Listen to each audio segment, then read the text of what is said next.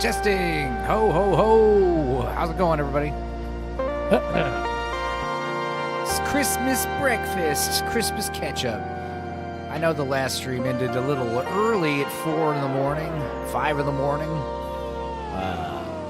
We still had more to talk about, but I decided to wrap it up on Sunday because I was tired. I streamed for like 16 hours. And today I think I'm going to stream for, 10? I'm going to stream from now until Lance's show starts in about 3 hours. We'll be talking about Rob Reiner's, all his movies. Jamma's here. Blue Collar's here. Boosh is here. Price of Reason. Hello. Eraserhead. Price of Reason says the music sounds like late night Cinemax. Two ladies are sunbathing next to a pool when a mysterious pool boy shows up to run lotion on them. You mean pool man. A pool man. Yeah, Udio, man. I have such a bitterness about Udio because, the music's cool, but I can't. The damn AI. I don't know. They got in trouble with Universal. And Universal also made a deal with Suno, so I imagine all the Suno music won't be available to download either. It's lame. Hello, Zax. And yes, hey. How's it going? Let's see. If anybody wants to hang out, I'll send you the link. I know Boosh is probably going to pop in. Blue Collar said he might pop in. But yes, I don't know. We're going to talk about some movie trailers and stuff and some other movie news Sunday night. But like I said, I was just too darn knackered, as Lance likes to say. I was tired. But yeah, I don't know. This morning, I've been on a weird sleep schedule where instead of going to bed at 9 a.m. and waking up at 5 p.m., now I'm going to bed at 8 p.m. and waking up at 4 a.m. So, and a random Melvin is here. What's up, Melvin Deeply? He's a pool boy at the start and becomes a pool man by the end. Yes, I've seen that flick. The inspirational story, Pool Man. Yeah, good to have you here. I said I wanted to do at least one nooner English breakfast style Christmas breakfast stream. I haven't done one of these at noon in a while. Lately, we've been streaming at midnight, and yeah, I owe you guys that. There's a whole new world of people that can come on at midnight as opposed to noon. And yeah, I don't know. I woke up at 4 in the morning tonight, and I've been up since then. And I decided to watch Terminator 1 and 2 for some reason. I also watched Red Letter Media's new video about AI slop. That's pretty interesting. The AI stuff, it's everywhere, and it's not going away. But yeah, Terminator 1 and 2, I'm in the retard boat where I think Terminator 2 is a better movie. But when you watch the director's cut, I gotta say Terminator 1 is better than the director's cut of Terminator 2. There's just a little bit too much going on and pacing wise, and I don't know. I get Terminator 1, I get it. Terminator 1 is a better story to tell like at a campfire. Like if I had to tell you the story of Terminator or Terminator 2, like summarize it for you, Terminator makes for a better campfire story. Like you don't need to see the action, you don't need to see the explosions. Terminator 2, it's like you got to kind of see the minigun and the guy when I say, then the T-1000 drives his motorcycle out of a window onto the helicopter, like that's an important part of the story, but it just doesn't do it justice. Terminator 1 is the best. It's not even close, says Melvin. Yeah, I mean, I'm hearing a lot of people saying that. I think it is close because I watched both of them, and god damn it, Terminator 2, it just definitely excels on a lot of levels. I just love the look of it, like the chrome blue and silver color palette. I don't know. It's just a lot going on. I understand you probably don't like Terminator 2 because they Disneyfied it, quote unquote. Price Reason says Terminator 1 is a great standalone movie. It didn't even need a sequel, and the story in 2 isn't all that fresh, but the production value is about 100 times better. Absolutely. Terminator 2 is definitely more entertaining. But then again, I do not like the director's cut of T2. The stuff with Kyle Reese being hallucinated, I hate that. just kills it for me. I also don't like all that unnecessary stuff about the T1000 malfunctioning and gluing to things. I don't like just a lot of that stuff just trimmed out for a reason, you know? It's better when you watch a lot of the deleted scenes, after the fact or on a YouTube compilation or something. Yeah, Blue Collar, the new Spielberg trailer, we'll talk about that. I heard Dark Fate is also a movie. I'm in this group, the Terminator Lava Factory. One of the benefits of Facebook is these meme pages and such. And yeah, Terminator Lava Factory is a source of some really good Terminator memes. Like today, what did I see? I saw this. So I'd share this with y'all. This is we have shown before on this channel, Kulning, which is where beautiful maidens call animals using music, singing. It's cool. It's like a tradition that dates back thousands of years. Most animals, a lot of farm animals are instinctively it's in their instincts now to come to a woman calling at them, screaming, yelling at them, singing. Anyway, here's turning the Terminator soundtrack into Nordic herding calls, aka Kulning.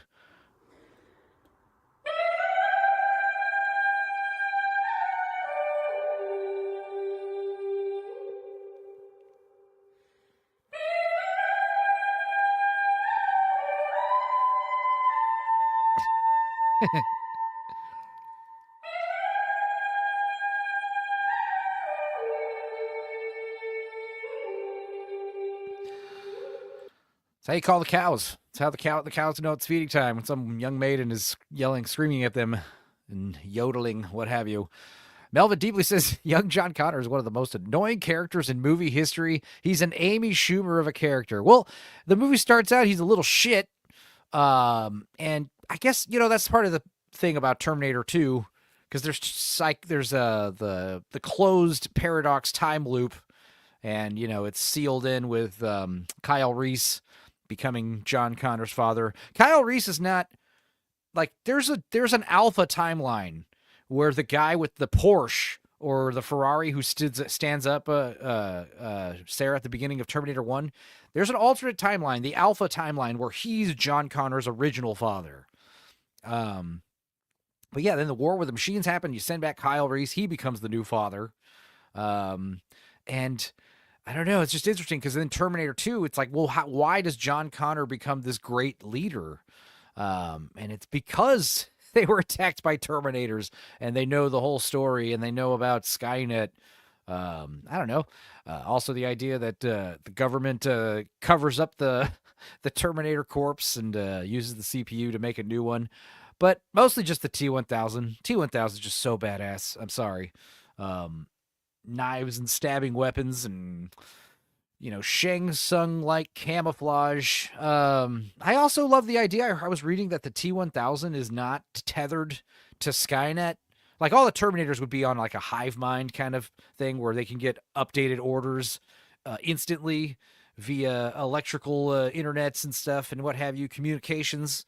But the T1000 apparently was so advanced that they were untethered to Skynet, and that's why in the extended lore or whatever you want to call it, they only built like a handful of T1000s because they were so advanced. Like Skynet was kind of worried about it. I haven't seen T2 in forever either, and I got to tell you, I hate the fact that online you can only find the director's cut. You got to really search for the theatrical cut. I have the theatrical cut on VHS back here behind me, and that probably still works. But yeah, Terminator 2 director's cut also has the bullshit happy ending, where Sarah Connor's an old lady. It's just so hokey. And I understand the criticism of Terminator 2, where they kind of took the hard edges off, because Terminator 1 is badass, because I love the idea that the Terminator is, stinking. he's like rotting and stuff, because he's been shot at, and the tissue that he's using is like dying and decaying, and he just smells. I love that. Terminator 2, they just say, these wounds will heal. And, nobody's getting brutally murdered, really, except a few awesome T1000 kills. But honestly, I feel like T1, even Terminator 1, there's a lot of things that haven't been really captured to my liking with the Terminators. I like the idea that the Terminators are extremely deadly, especially a T1000. I would like to see more of them, just like how easily a Terminator can murk you, just with his bare hands and stuff, A room full of people with no weapons and a Terminator walks in, just brutally murders all of them. Like that a T-1000. T-1000, two guards post Judgment Day, standing by a door, and a silver puddle just, slides under the door, and then big spikes just shoot out of the puddle, kill both guards, and then the spikes retract, and then two replica guards show up, and now it's like two T-1000s running around. All kinds of cool stuff like that. Also, I like the idea that the Terminators are smart, they're intelligent, but they're also kind of stupid, because they don't understand anything about human complexities and what makes things funny, or why humans like fall in love. It doesn't understand these things. And it also doesn't have detailed files of the past, just dates and stuff. Sisu 2 is on the high seeds as of today. I barely saw Sisu 1 this year, and I liked it. Mom liked it too. She loves those kind of movies.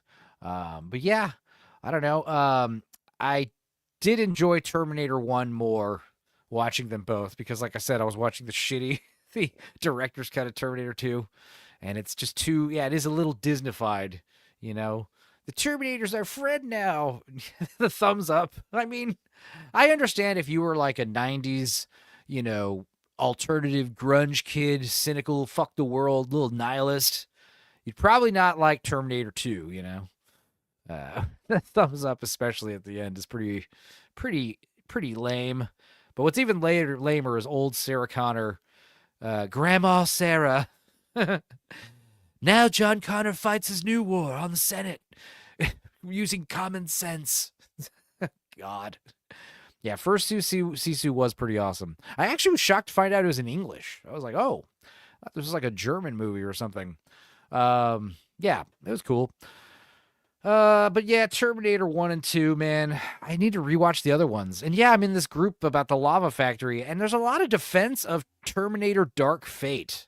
I haven't seen it, but the general consensus is Dark Fate is better than Genesis. And I did see Genesis, and I don't like it. Genesis, Amelia Clark is Sarah Connor. That's the one I'm talking about. You got Japanese T-1000, who gets easily dispatched with an acid sprinkler system, which, in hindsight, I don't know, seems pretty common sense, seems pretty cut and dry, but I don't know.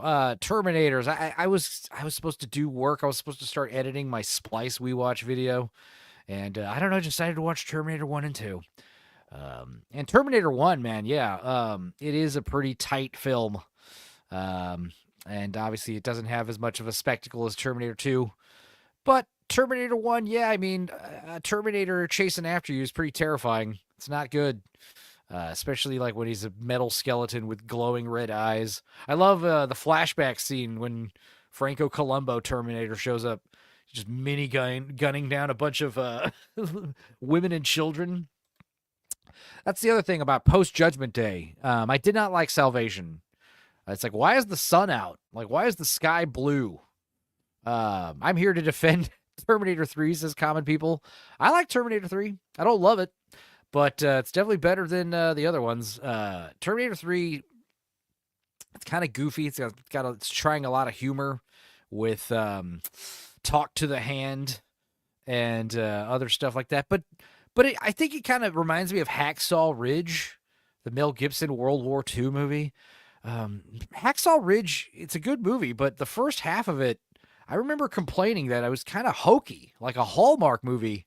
But then the second half is so violent that it kind of makes sense to kind of balance it out. You're like, okay, I see why it plays like a Lifetime movie.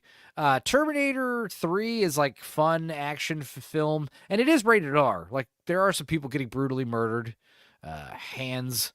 Metal hands punch through police officers' abdomens, that kind of fun stuff that you love in a Terminator movie. But the world ends at the end of the movie. Judgment Day happens, and I think the ending of Terminator 3 salvages the whole film. It's so cool. But also, yeah, you send a TX back in time, and basically the TX triggers the Skynet awakening, right?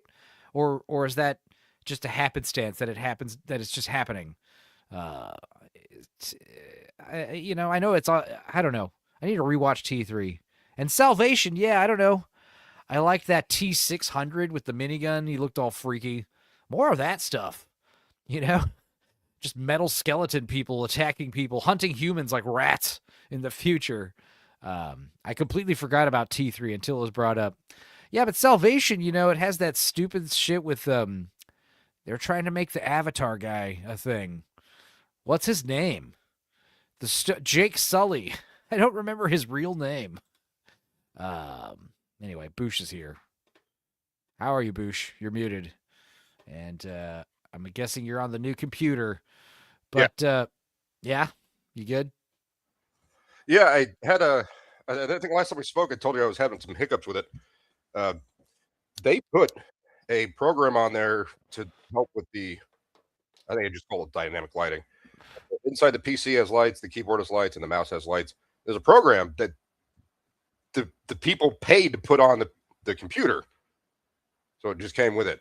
The in-app tutorials for how to do all the dynamic lighting was not reflective of the app itself.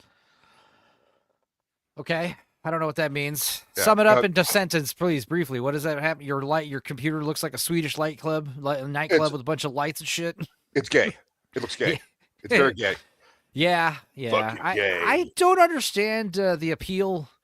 Like all your computers light up, maybe with the tower, like you can see in it and stuff. But I would keep them off. I don't know. That's what I did. Is I had a really dark green color. Like on the Irish flag. I got it almost exactly like that. Now, it looked pretty good. And then the whole system crashed and the RAM went, we can't do this anymore. I think utilitarian, for tool wise, I think it is practical to have lights in your keyboard, maybe, because you can see what the fucking keys you're typing on in the dark. That's that makes sense. Well, I'm in a corner. Yeah, exactly. I'm in a corner. So like there's no overhead light. It's off to the right. So yeah, it helps me see, but it's rainbow colored. Cool. I turn it off. I just turn it off. But yes, Jam Atlanta says Godzilla 98 is better than Terminator 3. I think so. I'd say so. What do you think? Matthew Broderick Godzilla versus T3? I think they're comparable. 98 Godzilla is really bad for a while. It is. Terminator. Yeah, see, Terminator 3 has less. There's a lot of convenience going on in Godzilla 98. Well, there is in T3 as well with the nanotechnology kind of thing taking over cars. Godzilla 98 is just, it looks worse, it's just a miserable looking movie because it's like raining with a bunch of shitty computer effects. And it keeps changing size. Godzilla, the design of Godzilla itself is, I don't even call that thing Godzilla. That thing is just iguana. Zilla to me. Yeah. Or a water dragon, I think is what they call it. We talked about it in Gargantua when we watched that if that movie was just called Iguanosaur, that would have been a fine movie. Boosh has a Pride PC. Yes, I do. And I tried to change it, and it died. Boosh tries to make his computer look Irish flag, and it crashes. Not surprised. Yeah, I would just set it maybe like solid color, like green. You can't. Yeah, that's what I did. And it crashed. Well, doesn't matter. You're back. You're not on the phone is what's important. It's like 1-to-1 instead of that. I'm telling you, it was like 7-second delay at one point. It was getting really, really old. I think Dax was on Leon one time recently, and he was having a phone delay as well. It's a thing. But yeah, I don't know. Terminator 2, it's definitely a more entertaining movie, but goddamn, the director's cut, I hate it. And Terminator Salvation, man, like, I don't know. What is that guy's name? Jake Sully, Avatar guy. I should know it. Whitfield? No. Yeah, Sam Water? Whitworth? No, it's a W, isn't it? Sam Witwicky? No, that was Transformers. He's literally about to star in another. Sam Worthington. Thank you. We're right on top of it. That's not good that, it's not good. I mean, at least he's got that new Avatar movie coming out this week. Good for him. I never made it through the second one. I watched the second one, and my immediate regret was like, why didn't I watch this dumb shit in the theater? Because I mean, this is a roller coaster theme park ride movie. Yeah, Bet I'm gonna see the third one this week in it's theaters. flashy, but it's stupid. It's so stupid. Sunday's gonna be an Avatar Christmas, Pandoran Christmas special, and then we'll do an Avatar New Year on New Year's Eve. But My yeah, favorite character's Quaritch, like by far. I think he was the best acted role in the entire film. so Terminator 3. The other thing I had a problem with Terminator Salvation was like killing T-600s with machine guns, like regular bullets.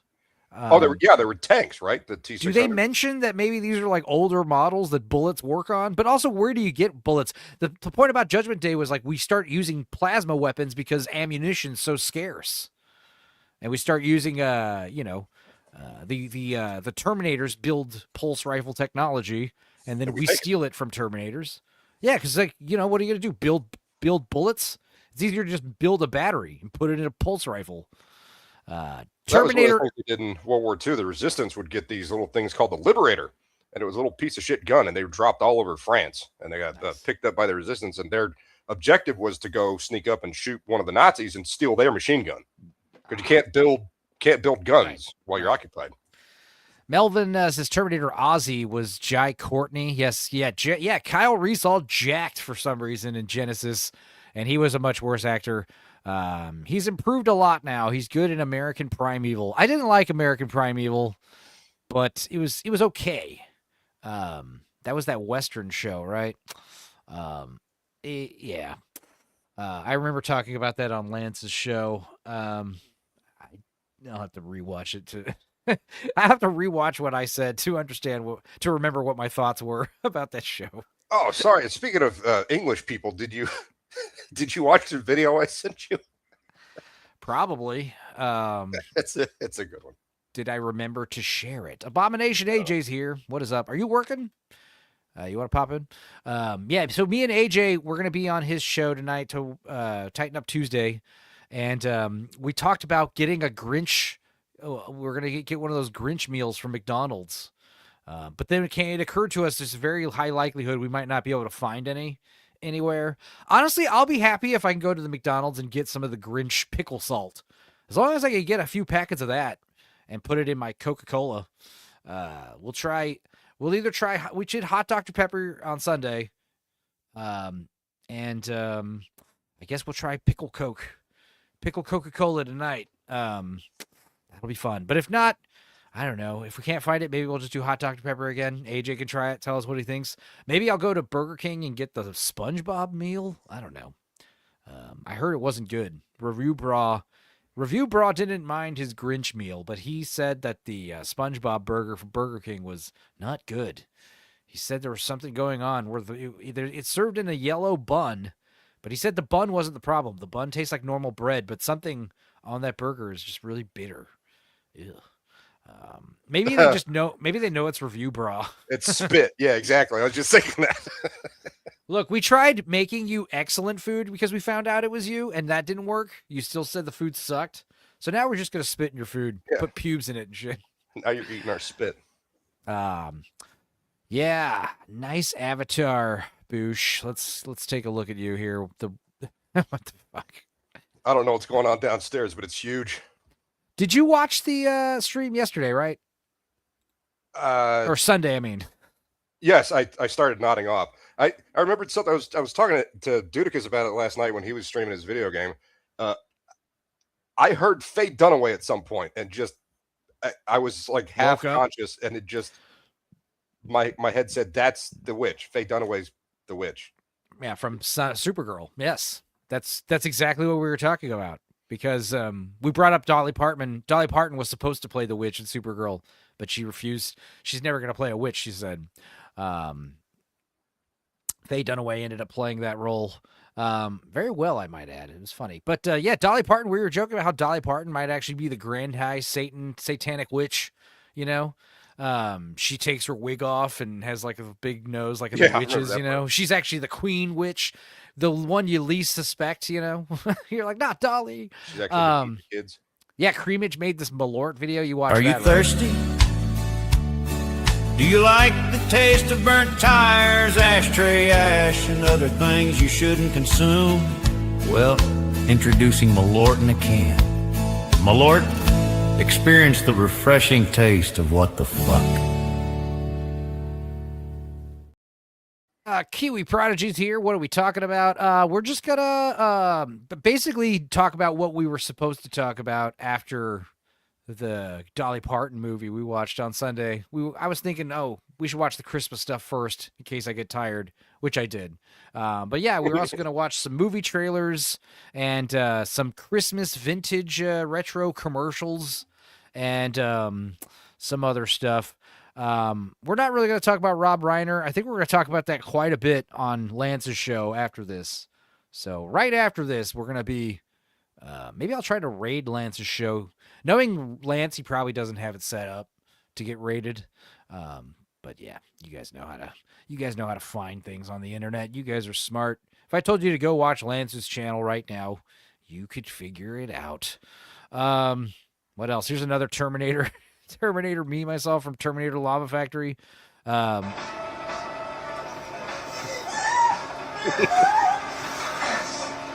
exactly what I say. Exactly. Don't move unless I say. Don't make a sound unless I say. Melvin says that I look like Danny McBride with the sunglasses on. Cool. I'll take it. And Kiwi says, "Oh, I see." Is that disappointed? Or we talk about whatever you want. If you got any ideas, throw them my way, Kiwi. We were currently talking about the Terminator franchise. Yeah, Genesis, I remember not being good. No, I did not like bad. Salvation, but I hated Genesis more. And I did not see Dark Fate. But like I said, the people in this Lava Factory Facebook page, they really love Terminator a lot. There's a lot of great Terminator memes, like that fat bartender guy at the shotgun at the beginning of Terminator 2 at the biker bar. His name's Lloyd. He's like a legend. There's a lot of the reason why it's called the Lava Factory is because, the end of Terminator 2 takes place at a lava factory. But yeah, what's interesting though is they seem to say that Dark Fate is better than Genesis and possibly even better than Salvation. They seem to like Dark Fate a lot. I think it's better than Genesis. It's still bad. Yeah. Both of the main characters from the previous films phoned it in really, really hard. Sydney Sweeney's latest cleavage pics. You need some eye candy. Let's see. Oh, I have Sweeney on a weenie if you want to see that picture. What does that mean? It's like Elf on the Shelf, but it's Sweeney on a weenie. Let's see. I'll just look up Sydney Sweeney evokes her inner Marilyn Monroe. Is this what you're talking about, Melvin? No. Let's see. Oh, wait. Wrong button. Let's see. Sydney Sweeney evokes her inner Marilyn Monroe as she attends the Housemaid LA premiere in plunging white gown. Now, I don't know much about this Housemaid movie. It's like her and Amanda Seyfried. And she's like, I don't know, gonna sleep with her husband or something. I hope she sleeps with Amanda Seyfried. It'd be like twins. Those are some luscious ostrich eggs. Yeah. Sydney Sweeney, don't ever change. Let's see. She's evoking the golden age of Hollywood, which was the most racist time in Hollywood. On Monday, December 15th. So this is like from yesterday. She's 28. Dude, that was another thing.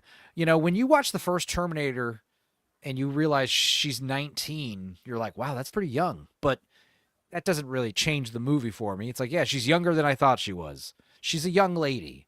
But when you watch Terminator 2 and realize Sarah Connor's 29 and I'm like 40 and you realize like, oh my God. Like, Sarah Connor's supposed to have this, like, elder mother vibe, and I'm like 10 years older than her now. It's like, wow, that's weird. Still would. No, absolutely would. In fact, I used to not think would, but now I do. Really? Yeah, because, who else was another example? Yeah, like there's like a lot of movies and shows where, like, you're the age of, like, the young girl and you got to, she's attractive, but then she has a mom, right? And now you find yourself attracted to the mom. You're like, hey, she's Or got it both. going on. Yeah, I mean, what was it? Like, I'm trying to think of a specific example where, yeah, Transformers. She's a high school student. I know.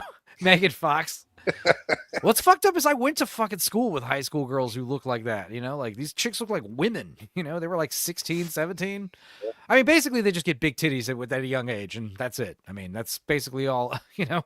And they smoke and drink, and, you know, they kind of get aged up a little. Also, it's El Paso. It's the desert, so There's this neighbor named Katie. She was like 15 and looked like Sydney Sweeney does right now. And she was not good. dating older guys. No, it was bad. That's the thing. That's the we'd be sitting out worst in the nightmare as like a father. Like if you have a daughter and God forbid she's like, it's a double-edged sword because yes, you have a beautiful daughter. That's great. But it's like, Jesus Christ, like you don't want her to be too beautiful. Dude, I don't know why he wasn't in prison. Or, like her dad should have killed some of those guys. Like, You talking about Michael Bay? No, this Katie that was my neighbor. I got you. Don't talk we'd about be your playing neighbor. around in Michael the front Bay. yard. What was it? Michael Bay? Like, you know, he's like Megan Fox kind of just showed up out of nowhere, presumably because she was sleeping with Michael Bay, right? Is that? I would buy that. It's Hollywood. I mean, I would feel weird if she just got that way through hard work and just acting and auditioning. Surely she had to do something to go the extra mile.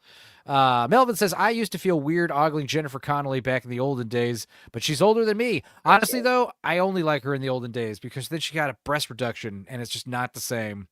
Like, when you look at her career opportunities versus, Dark City, did she have him reduced by then? I don't know why she did that. Your back hurts. Oh, boo-hoo. Take some ibuprofen. Like I said on Sunday, we have come so far advanced in pain relief technology, pharmaceuticals, you know? Dude, I thought she was crazy hot in Maverick and A Beautiful Mind. Yeah, but she was hotter in, what was that movie where she's with fucking Don Johnson on the beach? Like, Jesus. The Hot Spot. Yeah, hot spot, exactly. Career opportunities when she's riding that horse. Good God. Yeah, that is so just, that's great. Yep. Sydney Sweeney. And yeah, I mean, will we all be so crazy about her if she had some, some A cups? I don't think so. A cups? You know, B cups. Even B cups. Like, I feel like, yeah, like, still would. Now I have not seen Euphoria, but I hear she's a good actress. She can cry, but what I've seen her in, she's not great. Euphoria was not for me. She's really good at crying. These are kids, and they're completely naked, like in showers. What is that? Like the football team is in the shower, and they're all just completely butt naked. I'm like, click. Yeah. Also, all the kids are just doing hard drugs and stuff. Yeah, I was watching. One of them's like the trans. What's Hunter Schafer is the trans? No, right. Kid. It's her, and Zendaya, Hunter Schafer, the prostitute. Frankenstein guy. Like all these kids started on Euphoria. Like weird. Zendaya. Yeah. Michael Bay, more like might be gay. I remember I just watched Coyote Ugly, like this year, I think, for the first time. Coyote Ugly and Gone in 60 Seconds. I had never seen those, and I loved the color grading, the lighting in Gone in 60 Seconds. I loved the cinematography. It was like peak 2000 aughts. But Coyote Ugly, there's that great moment where Michael Bay has that cameo. He's just like in the front with a camera, you know. Let me get a picture of you girls. Oh, and I had to stop the movie. I was like, that's Michael Bay, and it was like, is it? It's like, I don't even need to check. 100% that's Michael Bay. Michael Bay, we were talking about how he got his start, you know, doing music videos and commercials, and you look at his music video roster, it's impressive. He did videos for Aerosmith and Tina Turner and fucking, I think, Bruce Springsteen. That's why all of his movies have that look. They look like a music video. Armageddon's amazing. Armageddon, I was more of a Deep Impact fan, but yes, Armageddon, it was kind of the end of that I don't know, that schlocky action style that was just a thing throughout the 90s. My Armageddon was kind of like the big crescendo of those kind of Michael Bay bombastic movies, and also where Michael Bay started dabbling more into sci-fi, because I actually love The Island. That's a good one. I liked it. But The Island It's a was where- ripoff, but Oh of a yeah, of movie course. we both Clonus. know. Clonus. Right. Yeah, the parts horror. Hi. With Robert Graves. Yes. But I don't know, The Island is fun because it starts out so ridiculous, sci-fi, futuristic, and then they pull it back and you realize like all that's fake. It's like a fake, world they live in, and the actual reality is much more grounded future, No, I love the breaking of the veil was great. I thought that was a really good twist. But I realized like, Michael Bay should do more sci-fi. And then he did the Transformers movie. And I was like, hell yeah. And then he kept doing Transformers movies. And I was like, stop. What are you doing? First one got me with nostalgia, and that's about it. Then I mean, the watched first second one time, I was, God. it wasn't even nostalgia because it was all, I wasn't really a big Transformers kid. But I appreciated the effort in, it's a movie about cars, aliens that look like cars. I mean, it's going to be silly. Miss Sparkles is here. I like that Blue used the word tots, and then he ruined it because he said Sydney Sweeney is blonde with big tots. It's not a complicated formula. No, it isn't. It's a fail-proof formula. Tots. Tatas. TTs. Chi-Chi. Melons. Peaches. Hooters. Melons. Yeah. Headlights. Honkers. Gazongas. Jugs. Chichis. Boobs. Dos chichis. Bazookas, milk cannons, Memories. Jugs. Boobs. Yeah, I said jugs. Let's see. Oh, did here. you? Cans. There's another one. There's words for jugs and boobs. cans. Let's look up the gigantic 101 words. Nice rack. Yeah, rack is nice great. rack. Fiery biscuits. I don't know that one. That's a bad one. Take that one off. Baps. I've heard of baps. English people have called them baps before. I was like, what the fuck is a bap? What? Yorkshire puddings, bangers. These seem to be English or food related. Bacon hangers. I don't like that. That's a bad one. Cantaloupes. Milkers, milk monsters. Those are great. Sweater puppies is a really good one. The twins, dirty pillows. Let's see, puppies. Yeah. Let's see, udders. Those are fun. Let's see, Headlights. noogies. I don't like that. The girls. I like calling them the girls. You got the girls out. What else?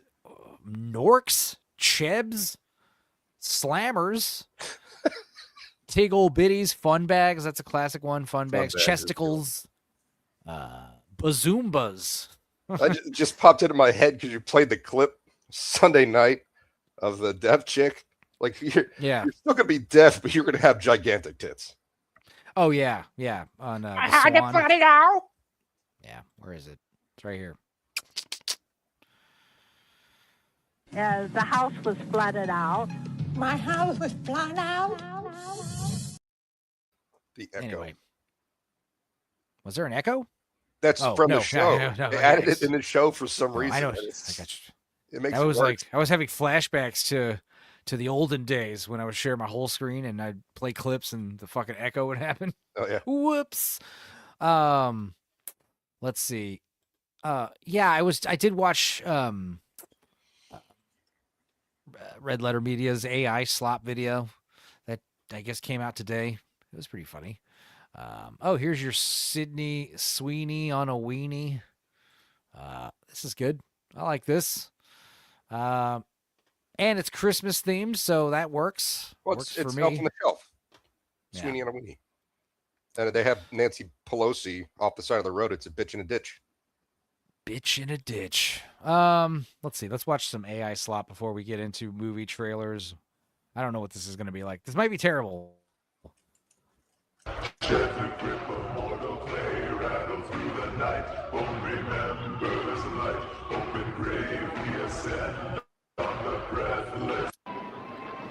Merry Christmas. 6, 7. What's that, dear?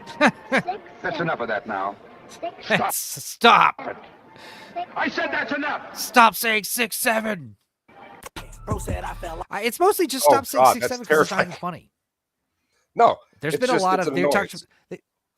they talked about it on Red Letter Media, the slew of Bob Barker AI videos. Bob Barker saying and doing heinous shit.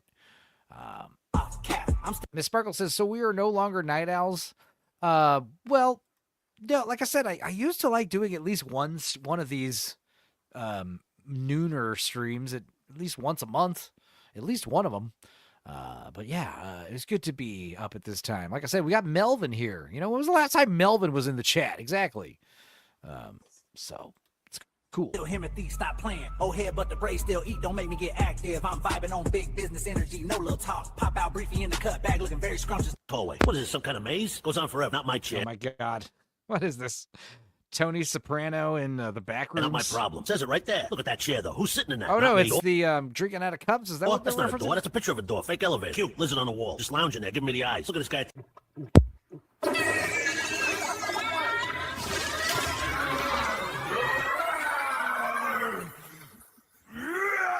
Considering. Good day, Paul. Hit a whizzy. A curious caper in the North Shore tonight. Groups of overweight cats in mafia-style tracksuits have been spotted roaming the streets of Lynn. Authorities and neighbors say they have no... Always stretching out like taffy. Who builds a place like this, Willy Wonka? Not my chair. Not my problem. That's what I say. Who thinks it's an elevator? What the hell was that? He's got balloon hands. Also, like, what's to stop a T-1000 from doing something like this? Like, maybe instead of making knives and stuff, like, he could turn his hands into giant, you know, like metal hands that or like a big things. squeaky hammer, so when he hits it, he goes whee. Who thinks it's an elevator now? Yeah, okay, hit the button, see what happens. Oh, look at this lizard on the wall, giving me the stink eye. Go ahead, pal. Mr. Balloon Hands over here. Float away, you mutt. Captain tied up. Yeah, sure. Wait, do you see that? Guys, look under the desk. Tell me you see them. Please tell me you see them. The purple people right there. Oh man, yeah, they really. Everyone else sees that, right? Good evening. It's like the computers are on drugs, you know? The person A that did perplexing this scene in Lynn tonight. A posse of overweight cats dressed in full-on mafia-style tracksuits is roaming the streets. Authorities and residents are scratching their heads. Our Paul Wizzy... They say machos... See, it's funnier that they're just normal cats instead of fat, anthropomorphized giant cats. I Just agree. Regular little cats. It's better when they're serious about it. Oh yeah, like the kitty cats rather than human-like cats. DJ Play Nice says make sure that your subscription is active and that the alert bell is set to all. Yeah, I mean, are people getting unsubbed? I only got a few more subs to get to 750, and then we could do a karaoke party. But yeah, if you guys are members of the channel, you get access to a bunch of fun little highlight videos. You know, like this. This is a new one. I'm feeling like a dumb blonde asking these questions. Like what? No, you're not. I mean, you're not blonde. I'm sorry.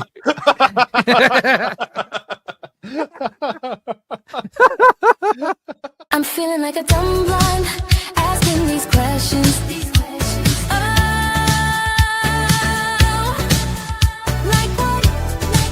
No, you're not. I mean, you're not blonde. You're not blonde. You're not blonde.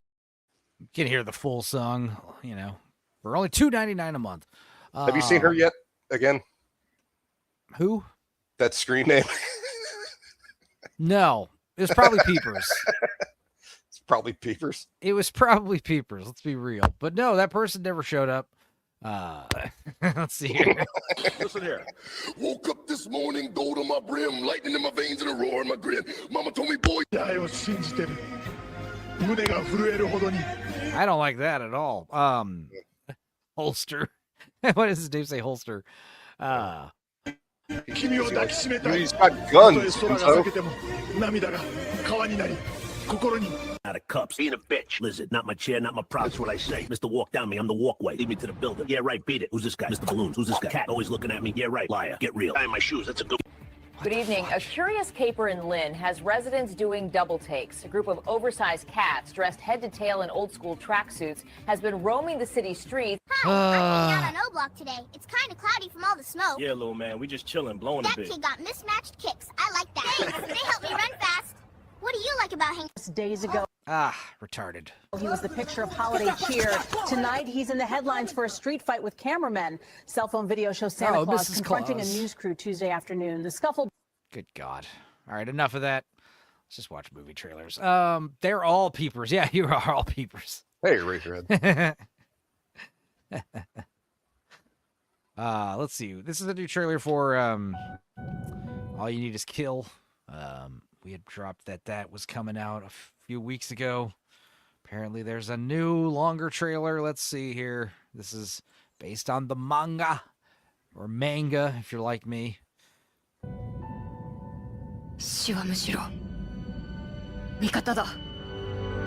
I watched the first, 10 or 15 minutes of one of the Evangelion movies. Evangelion 2, I think. I had no idea what the hell was going on. So maybe I'll try to give that a shot, but it was weird. And I heard their studio, the animation studio that makes them, just dissolved overnight. That's weird. 私だけは何が起こるか分かってる。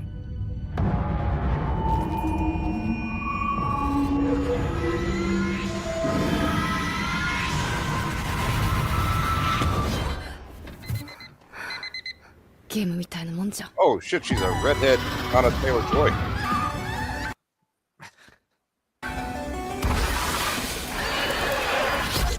どうせ何回でも生き返れるんだ。この後ダロルから化け物が出てきて。 Oh, it's Russian Doll or Live Die Repeat. No, yeah, this is Live Die Repeat, Tom Cruise movie. That is based on the same manga. And this is like a more faithful anime adaptation. So I knew the movie. What do they call it in America? What'd you say? Edge of Tomorrow, I think is what they called it in the US. Yeah, that's right. Exactly. I knew it was based on a book. I didn't know it was manga, and I didn't know it was completely different. Mangoes, yeah, that's right, mangoes. I see. Mangoes. I like that movie. Yeah, Tom Cruise. This is a good one. I Emily guess. Blunt. Oh my god. I didn't realize the protagonist was a female in that one. In this one, so yeah. 誰あんた？何を知ってんの？君が死んだら俺も戻るんだ。朝に。Oh, they get Tom Cruise the star, I bet. Yeah, and it seems like these two are younger, and it seems like is there an this alien is all invasion? before? It seems like this is before the aliens. Like she's warning them the aliens are coming or something. I don't know. 奴が私たちを乗っ取ろうとしてんなら、それより先にやるしかない。 They look kind of like yeah, big tentacle beasts or something. Yeah.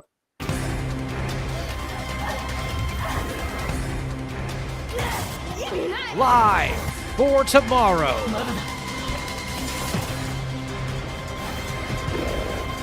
Die today.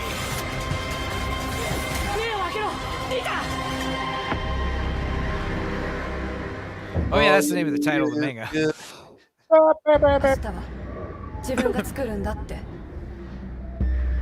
Yeah, I remember when they were talking about the Tom Cruise movie, All You Need Is Kill is coming out, because that was originally going to be the title. And I remember thinking, that's a cool title. And then they changed it to Live, Die, Repeat. And then they changed it to Edge of Tomorrow. It's like, you fucking idiot producers. It's like, please. Were they trying to distance themselves from it? Was that the reason? No, I'm sure it's just bullshit test marketing. What's up, Blue? Your headphones aren't on. Yeah, it's got on. Yeah. Well, how was your night? You were on the Turtles live stream yesterday. Yes, well, you see that new because Boosh plays Ninja Gaiden, they showed the mod where they had different weapons per turtle. It's fucking badass. That's awesome. Cool. Yeah. I went to bed at 8 o'clock last night and woke up at 4:30 in the morning. Yeah.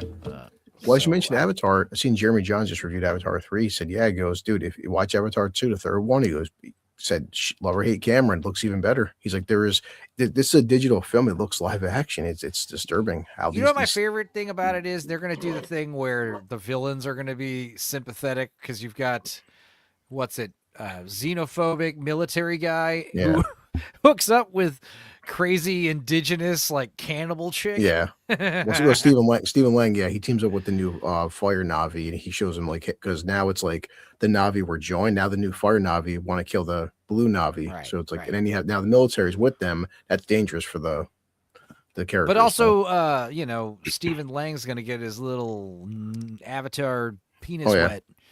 So that's cool. I mean, well, this hair. Yeah.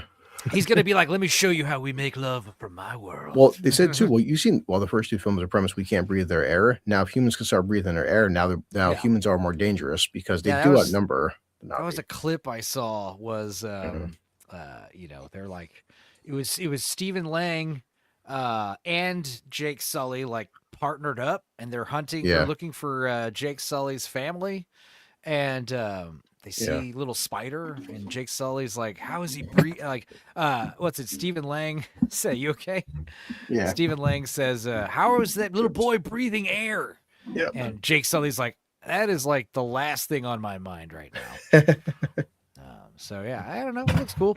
I was just talking about how I watched Terminator 1 and 2, and I really don't like. You said you didn't see Dark Fate, man. I remember I brought Christian to see Dark Fate. I'm like, wow, how do you kill John Connor in the opening 2 minutes?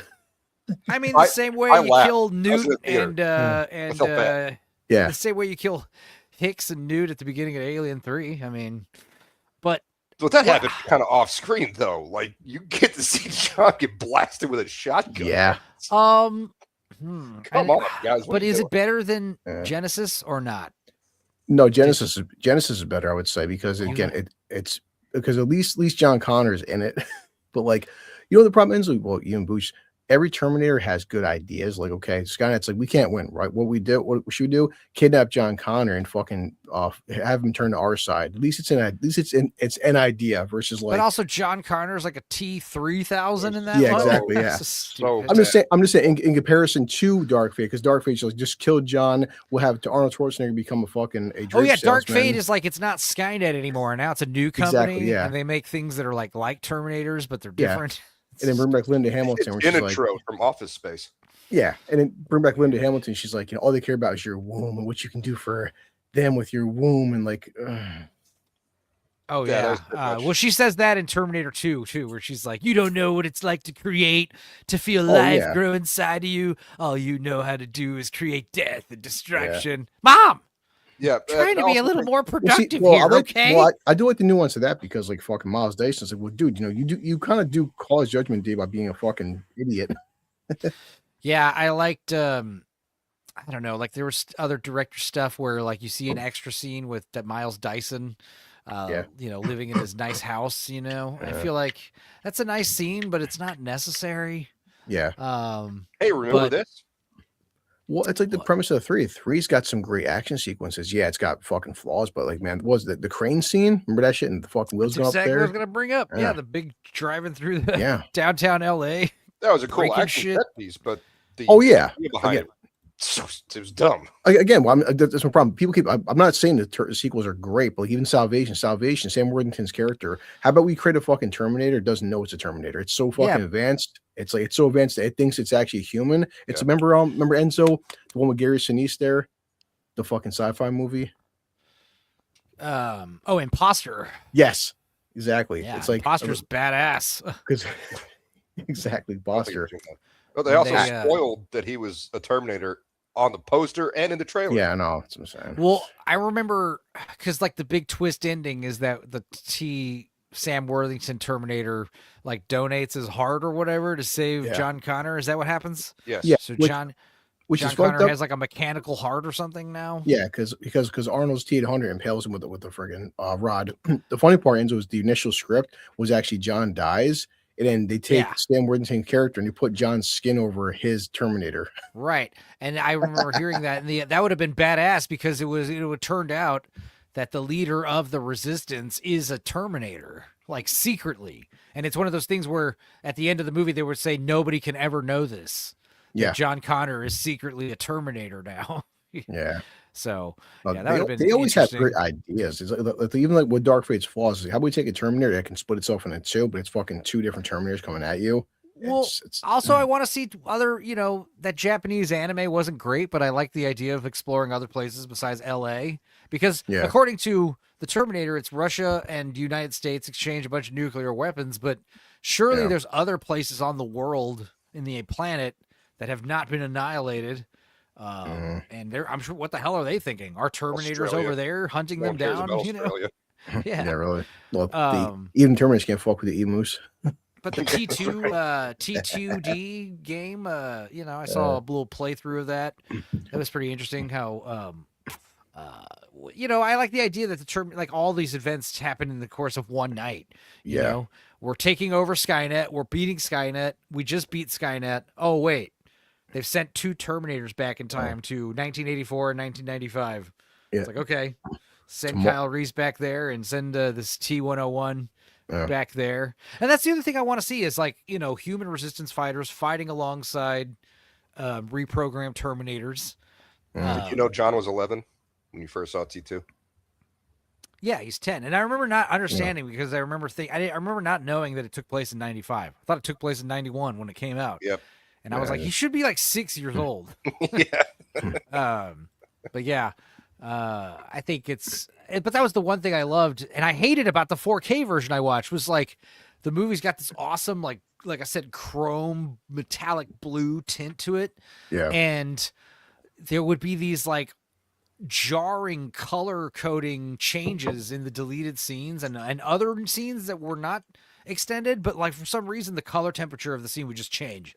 And it was just like, it was not cool.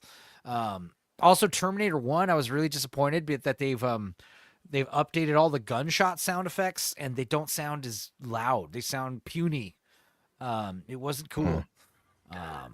Dude, I'm definitely gonna buy it tomorrow. It's only $20. The new Terminator game. Everyone's fucking gushing over it. Yeah, I was talking about it. I watched a little playthrough of it. Yeah, it's like a 30-minute little 2D platform. Yeah, I mean, what was interesting is like they got the likeness rights for everybody except Arnold.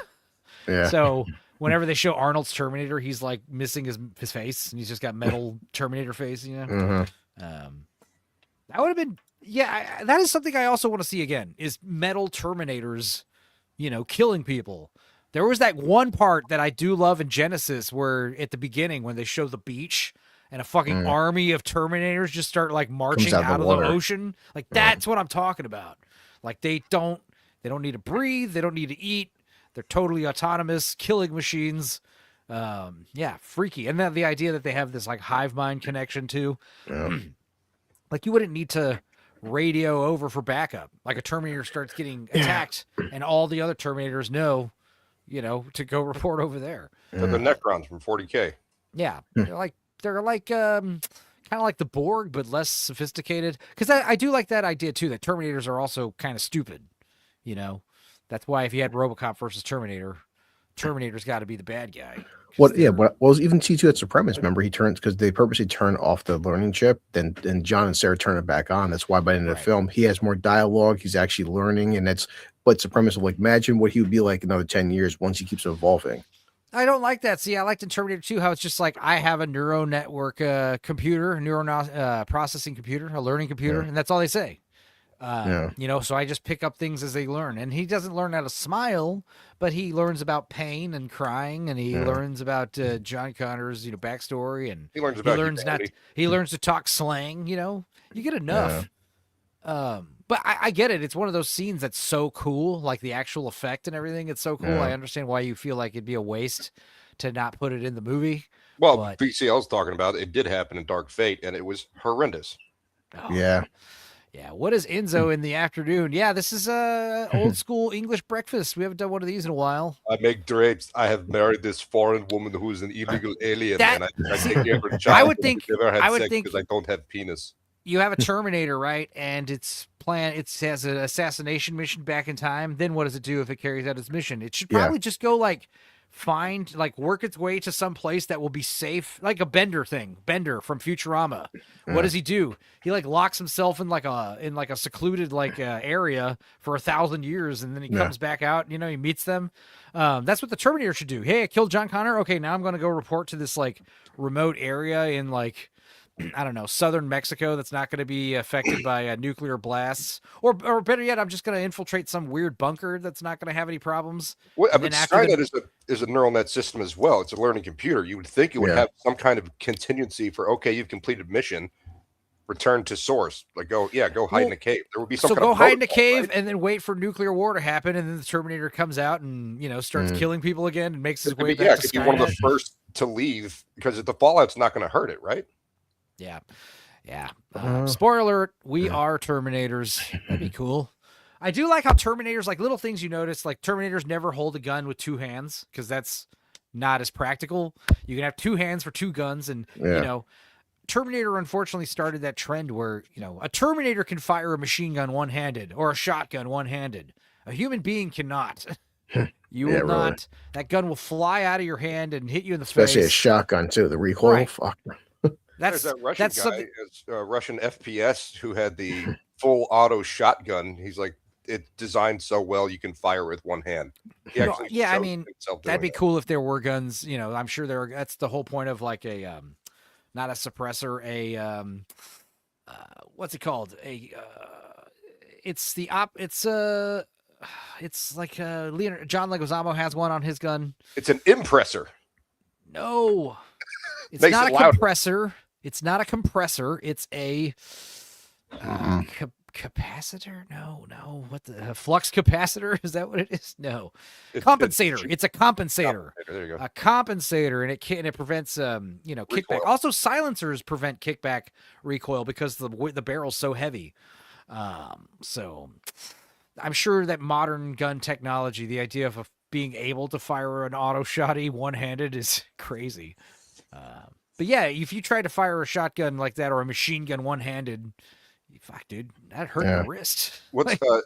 That's one of the clips that Zax has is that like really, really skinny kid, these noodle arms holding a shotgun one-handed, and he fires it and just straight back into his face. Into his teeth. I've seen videos like that. That's a loose incisor now all of a sudden. Oh, God. A lot of videos of people killing themselves at firing ranges, too. That's the new trend. I haven't seen that. Yeah, go into the firing range and wait for no one to be looking and just, like, off yourself. And then the fucking gun instructor has to be like, what the fuck, man? That's one of the crazy things that the stats that I've been looking at for years is 62% of these gun murders are suicides. Absolutely. Like, more than half? It's one of the benefits of owning a gun. You have this like emergency self-delete, this emergency abort switch, just in your house at all times. But also a lot of the suicides are accidental, I'm sure. Cleaning your gun. It is one of the number one, I was watching a movie recently where, was it a robot or an alien talking? You'd be surprised at the statistics. Like, I don't shoot myself. I feel like I'm going to shoot myself. Like, I don't think I'm going to shoot myself with my own gun. What was it? What did I watch recently? It doesn't matter. Doesn't matter. Yes, you'd be surprised. I don't want to shoot myself with my own gun. You'd be surprised at the statistics, how often that happens. Shooting yourself on accident. Yeah. Light. What else? What other movie trailers we got? I haven't seen the Supergirl one yet. Oh yeah, I have. Yeah, I did. Yeah, I did. Hang on. This is a movie I did watch. I want to talk about it. Kiki, I didn't exactly have girls knocking down my door before you did. Okay, I watched this cartoon. It's from Australia. It's called Lesbian Space Princess, and it's super woke, for lack of a better word. I feel like it's like it's like a dying out fad, these kind of stories, but this is one of them. Yeah. Just lesbian affirmation and a bunch of cynical, perverted humor. And wait till you see the bad guys. You are my everything. You're dumped. So she's a little space princess. She's royalty in a space galaxy, and her adventurous Indiana Jones type lesbian girlfriend breaks up with her. But then the Indiana Jones lesbian girlfriend gets kidnapped, and the princess has to go rescue her. And then the princess meets a little goth girl alien, and they fall in love, and it's gay. I just thought dating a Intergalactic. Did you see that? space princess would be more. As you do.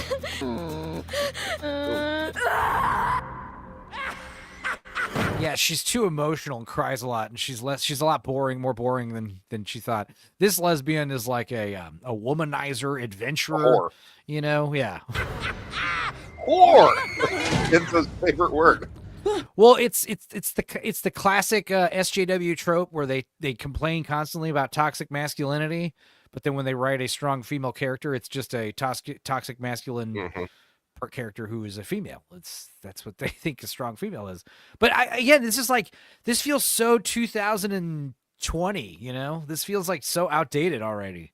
You know, like 5 years ago, I'd be like, yeah, this is standard issue. We see this shit everywhere. Now I'm like, oh.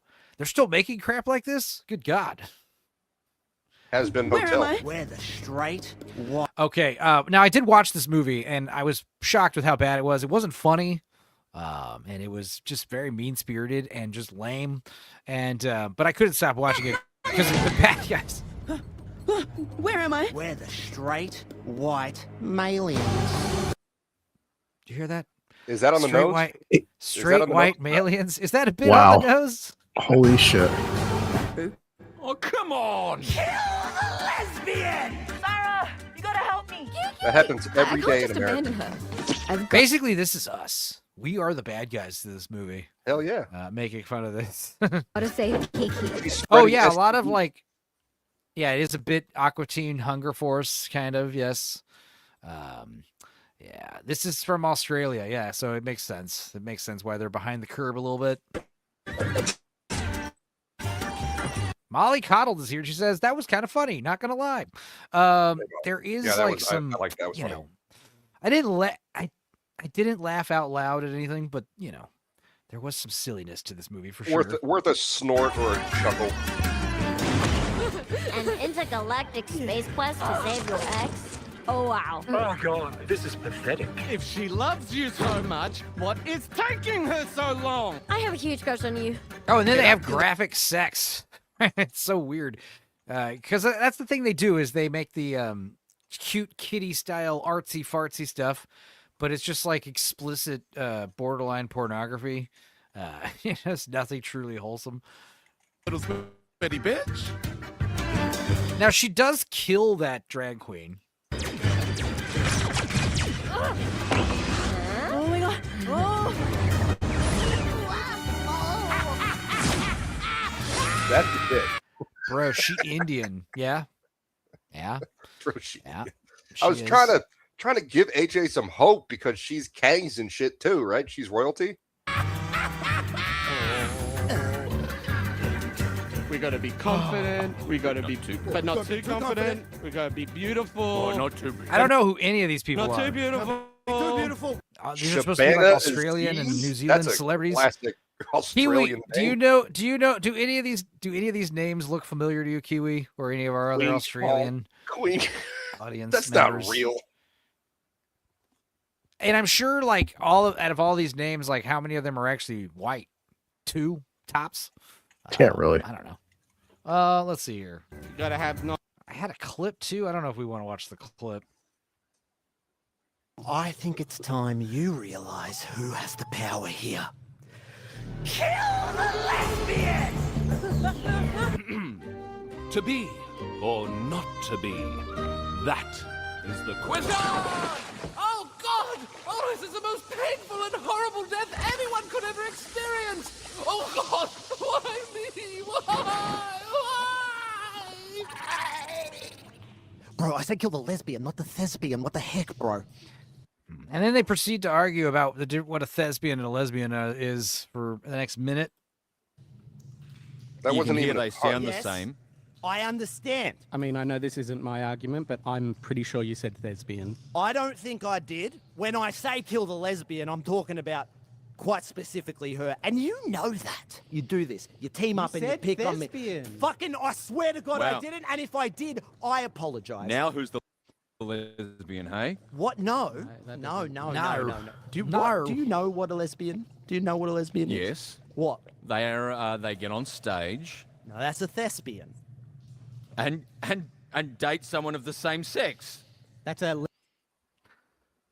Well, that's a thespian. lesbian thespian. A lesbian. They probably had a really No, good it's a time filming lesbian this, though. thespian. Or doing the voice acting.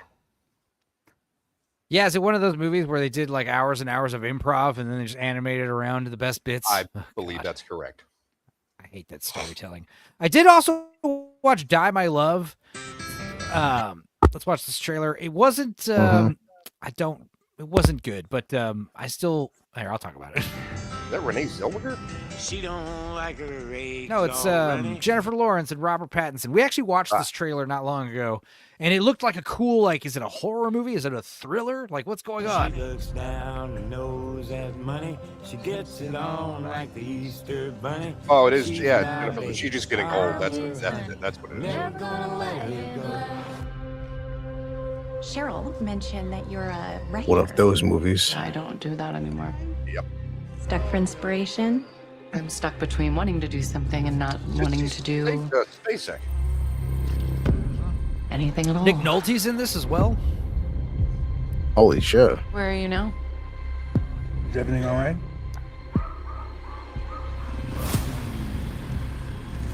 Martin Scorsese. Wow.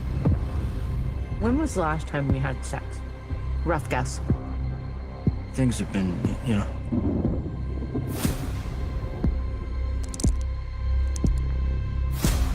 Oh. Where's your book going, by the way? Main character is about to batter her husband to death with a hammer. Shut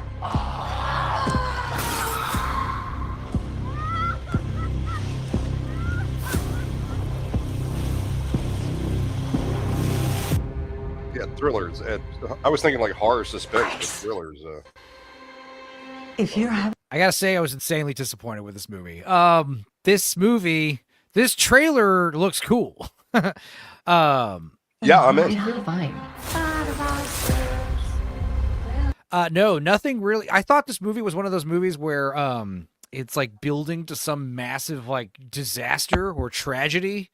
You know, like someone's gonna get murdered or die. Something horrific's about to happen. But and also it was one of those movies where I thought it was being told like out of order. But it's just the editing. It is told in sequence for the most part, but it's just got really disjointed, jarring editing, which I think is by design. Huge benefit of the movie. Jennifer Lawrence gets butt ass naked in this movie a bunch. She just walks around. All right. She just walks around naked, and she's got these awesome MILF vibes now. She's had a baby, and she's looking pretty thick. She's got a big ass and everything. She looks great. She's having sex in the first 2 minutes. She's just walking around naked. There's a scene where she's just like walking around naked with her titties out. And where is it? With a hammer. Like in public? No, in her house. She's walking around. They live in a remote cabin in Montana. Yeah, that they closed off. inherited. No neighbors. They inherited it from the uncle who killed himself by shooting himself in the butt. But yeah, right here. Yeah, her titty's out and she starts like dripping ink all over paper and then her milk is like spraying everywhere. It's like, what the hell? The fuck? Dudicus says Nuke this ink movie is unlocked. building up to Ketchup vampires. The problem with this movie is it was directed by a woman and written by three other women, and it was like a bunch of feminist claptrap about how getting married and having a baby is going to make you go insane. And you shouldn't do anything about it. Also, it's got this like very ambiguous ending where it's like, does she start a fire in the forest and kill herself and everybody else? Or is it all like a dream, a hallucination? Is it all, I don't know. It was just, that was basically the whole message. And also we don't really get to know Robert Patrick. It's very centered on Jennifer Lawrence, who's basically, she's basically losing it because, I don't know, she can't sleep. Postpartum depression. I don't know. It was, it kind of, it fell pretty short. But if you want to see Jennifer Lawrence's bush and ass and titties, you could probably watch it for that. But yeah, like images. I was hoping it was going to build up to something memorable, noteworthy, but instead it just kind of just farts around and then ends, and ends on this ambiguous kind of WTF note. Grace. Stop it.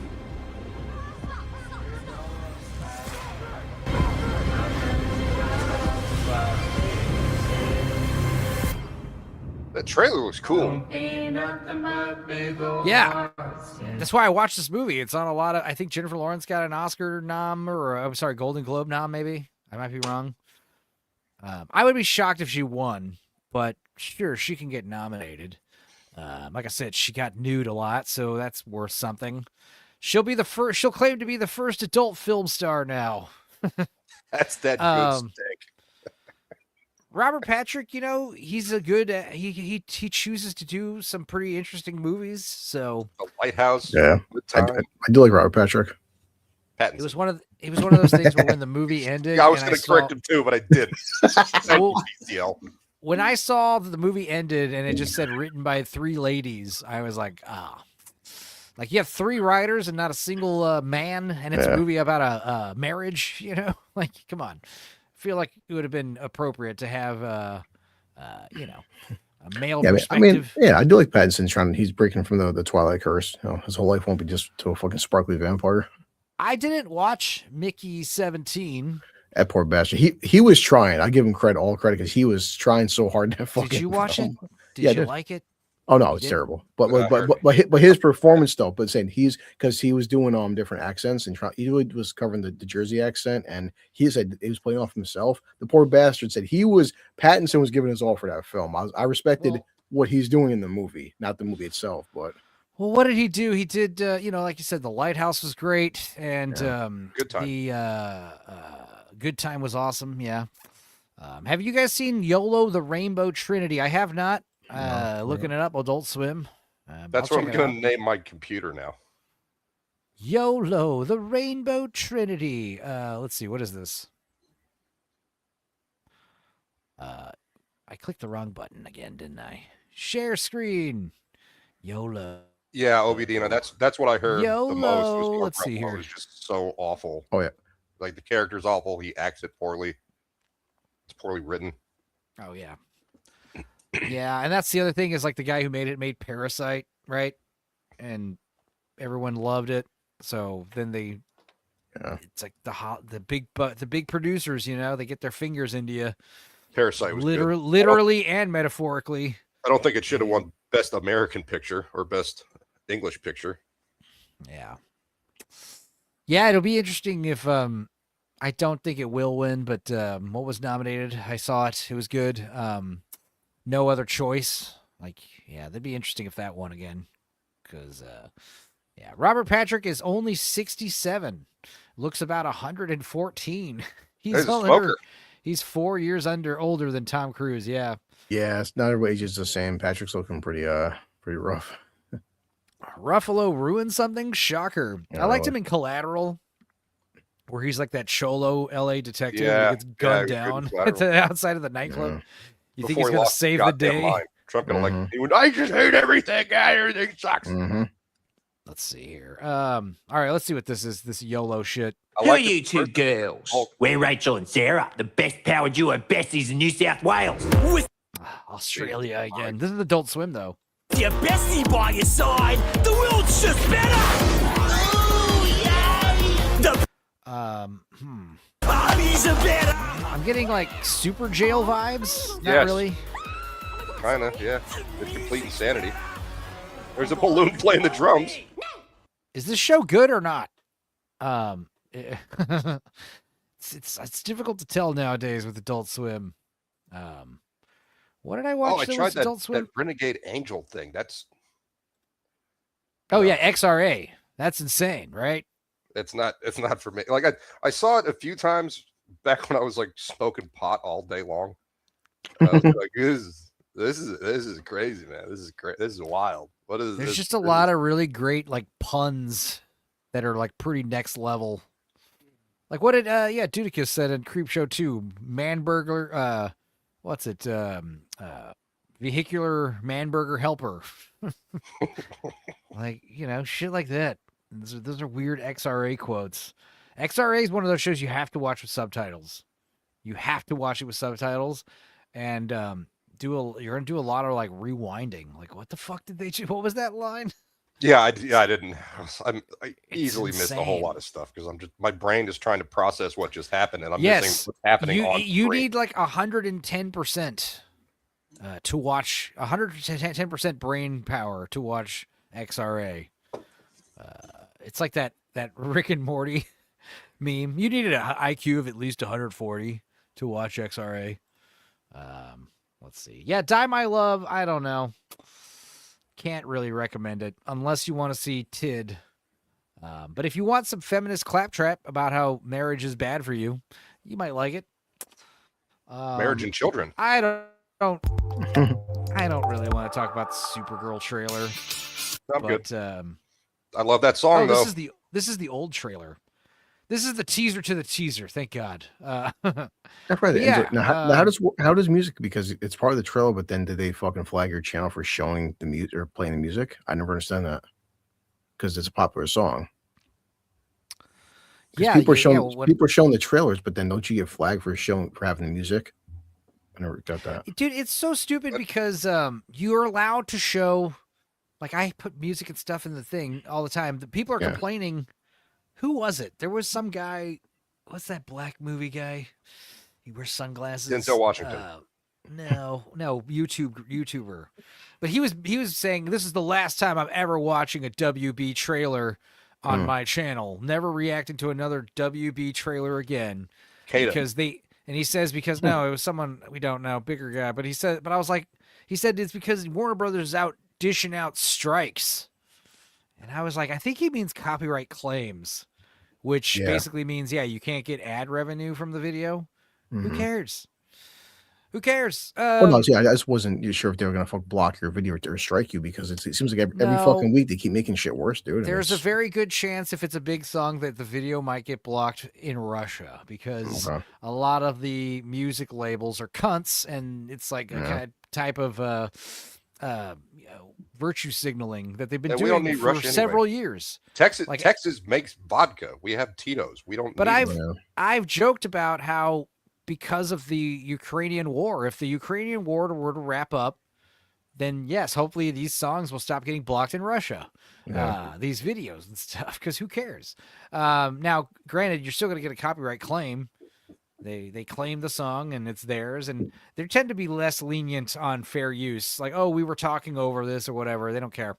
Movies and stuff and video clips, you can usually argue that this is reactionary or whatever. But sometimes on this channel, for me, it's just like when you watch it, it's okay now. The problem is we've seen this shit a billion times. We're just bored. It's not. I don't think it's bad. It's just boring. Supergirl, contrived. It's the same and I crap do over agree. and over. I love her. I think her outfit's spot on, but yeah, she does kind of have a little face like a monkey. She's a little derpy, but I'm down. It's if she was the cute girl at your office, like absolutely, you'd shoot the shot with her. But plus for people too is like the opening shot is fucking Crypto pissing on Superman's face, like just the image of like that's a humor James Gunn has. It is, yay, we're peeing on Superman. They did it, to get a reaction out of people, and I guess it works. But I mean, I don't really condone this whole it's going to be terrible. Like we're already deciding it's going to be bad right out the gate. Just complaining about everything from like her looks to the movie's runtime to whatever. Just I don't know. Who cares? I don't know. And I get it. She's drinking. She's upset.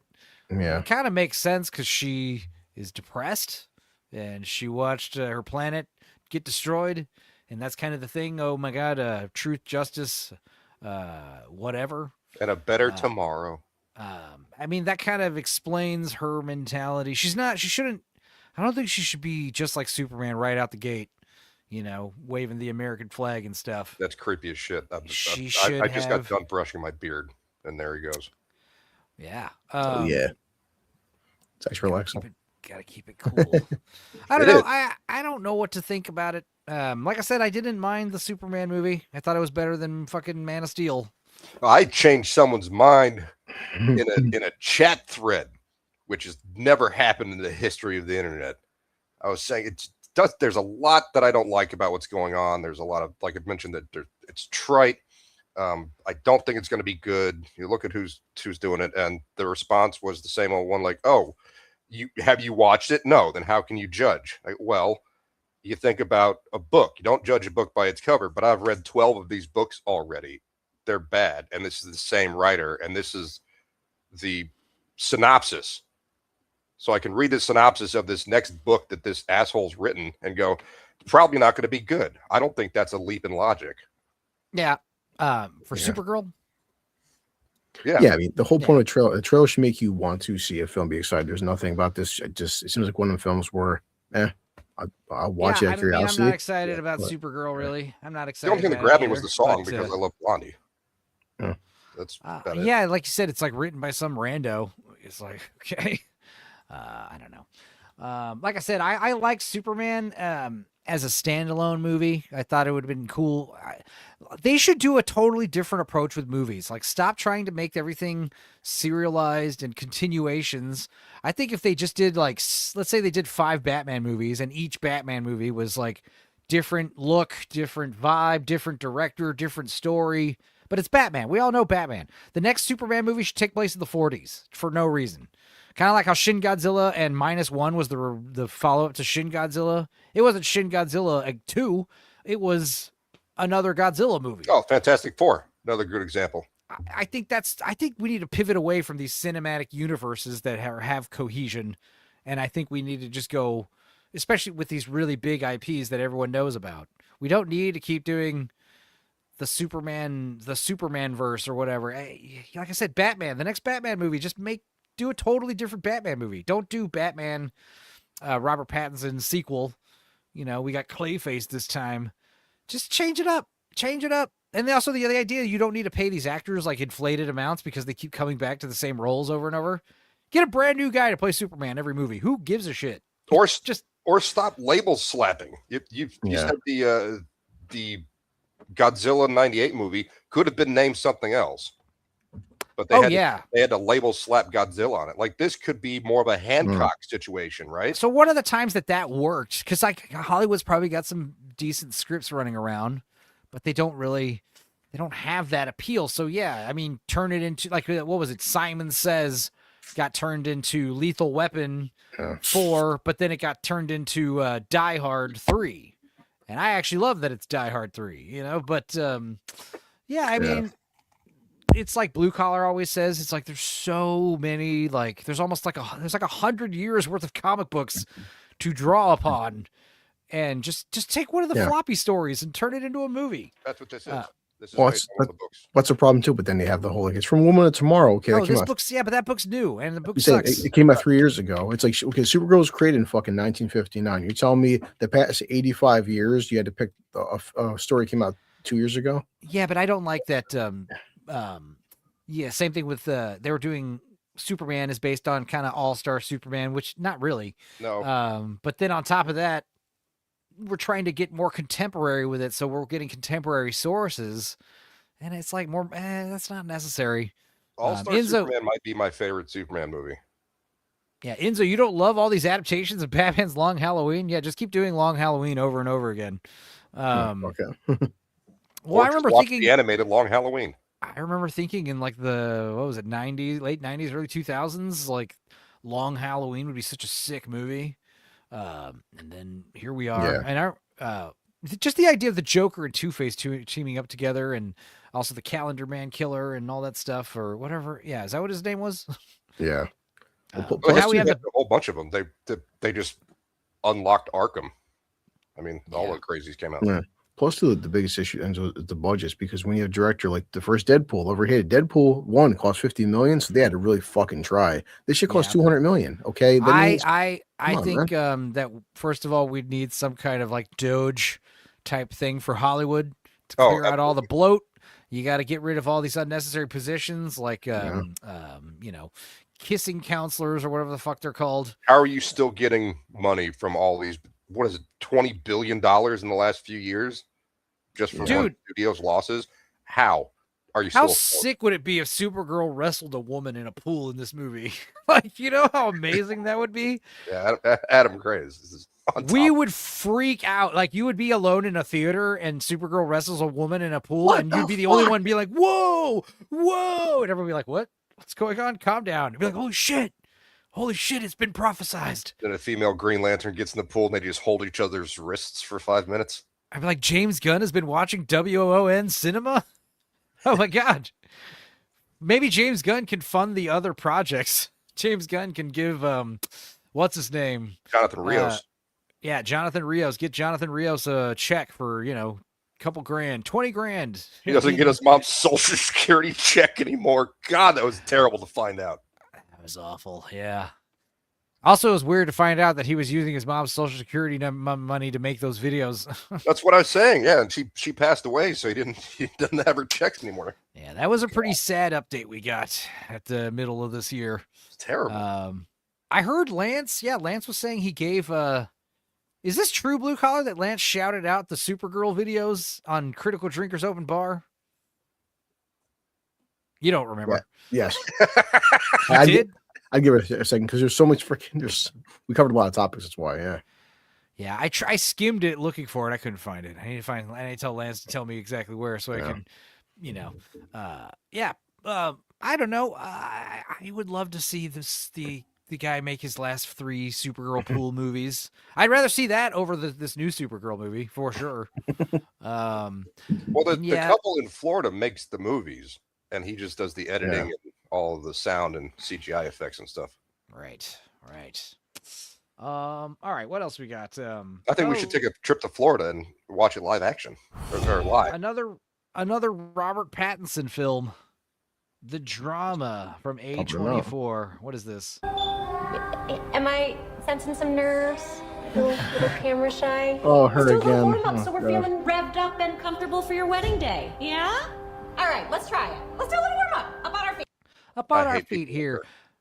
Miss Sparkles says, I had it shouted out by a couple of big YouTubers.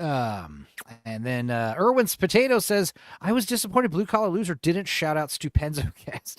No, don't be stupid. I'm careful. I'm careful who I shout out because it's when you're a guest, there's rules, I guess. Like, yeah, I shout my own stuff, honestly. Don't be shouting out my depraved channel. Pool Girls is the only reason I bother getting up in the morning. Still clinging to the hope that we'll get that more someday. Well, tell you what, if we ever do, I'm thinking we'll do the karaoke party in the Discord. I don't know. I was thinking, okay, maybe we could do the karaoke party here, but I don't know. I feel like we should do a Discord hangout where we hang out in Discord and we watch, maybe we could watch the Supergirl, the actual porno videos they made. Because you guys got to see those. They're the same thing, but the girls are naked. It's the same thing, but the girls are naked and they're having sex with fat men with oxygen masks on, breathers on. It's crazy. I don't know. I would really like that. Yeah. Stupenzocast is peak. I appreciate it. I was disappointed that Duda didn't show up. Well, I sent him the link. He was on Cinevere's channel all night, and he was here in the chat. He does have the link. I could be busy. Yeah. I did send him the link. Yeah, I sent him the link. Said she's probably going to work. I don't know. All right, let's see what this annoying lady's trying to do. Get photos, Zendaya. wedding photos. All right, Charlie, move a little It's closer. Zendaya.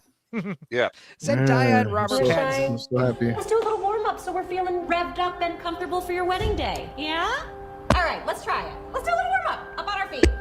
Have you ever had a Charlie, deal to move a little like closer that? to your bride-to-be. Later. There we go. What's your favorite thing about Emma? I mean, probably. She's beautiful, funny. This is very serious. And she has the best laugh. Okay, good. Emma. I love that he's caring, understanding, and open-minded. Whoa. That's good. Okay, so hold on to those thoughts. Don't forget to smile. Okay. Just smile naturally. Yeah, Charlie, just a completely natural smile. Just like how you would smile in life. Remember, you know each other really well. Tama and Charlie. What the fuck was that? Just some drama. We found love that we're gonna have forever. Now, see, I would be like, this looks cool, but I just watched that fucking Jennifer Lawrence movie. They lied. Yeah. And I was, am I going to get tricked thinking that a lot more is going to happen in this movie than a lot less is going to happen in this movie than it's letting on? Okay. I think that we'll get there on the day. Yeah. Okay. Okay. Thank you. That was a good trailer, though. I don't know. A24 used to be a sign of prestige, but now it's just a sign that you're going to watch this weird movie with a fucking ambiguous ending. The Last Airbender. Avatar: The Last Airbender. I forgot that Again. season 1 was a thing. I didn't watch it. I didn't either. Why did I save this to watch this? Oh, it's on Netflix. Care Maybe we'll about check. last. Oh, Molly. Everything. Molly is likes vibrating. Avatar: Airbender, right? All Looks good, around CG. us. The world is turning. It's just so. It's all these tropes, you know. The world is changing. I mean, that one. Yes, that fits the motherfucker, we know the world is anime. changing. You saved it to watch with me, says AJ. Oh, okay. Well, maybe we'll watch it on Tighten Up Tuesday tonight at 10. Maybe we'll skip this shit because I don't really care. What is this? This is we'll watch that on AJ's channel instead. The Sound of Falling. This comes out in January. This is another thing I'm seeing a lot lately is 4:3 aspect ratios. I remember that being such a novel thing. Now I'm seeing it for practically all indie films. Especially if it's like a historical movie. Mubi made that Jennifer Lawrence movie, Die My Love. I've fallen and I can't get up. That's the sound of falling.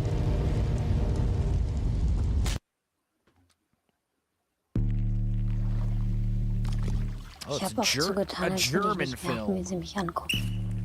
Dabei war eigentlich ich es, die sie heimlich dabei beobachtet hat. What the fuck is this? Is this gonna be like that? Is this gonna be like that Christmas domestic violence commercial we watched? Is this gonna be some horrific PDF file stuff? Probably gonna be like Zone of Wie Interest. sie mich anschauen. No, I'm thinking of like Don't Molest Your Family on Christmas. Is this like that video? God damn it. Does that really need to be said in a commercial? What is that? The French thought so. Eraserhead said 3:2 aspect ratio worked really well for Begonio. Yeah, I think because with widescreen, you compose your shots left to right. But with the taller frame, yeah, you compose things more top to bottom.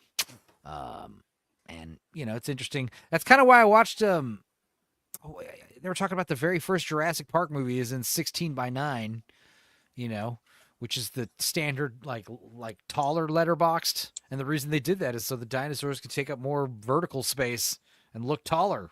And none of the other Jurassic Park movies did that. The other Jurassic Park movies are in widescreen for some reason. I think Lost World also did letterboxed.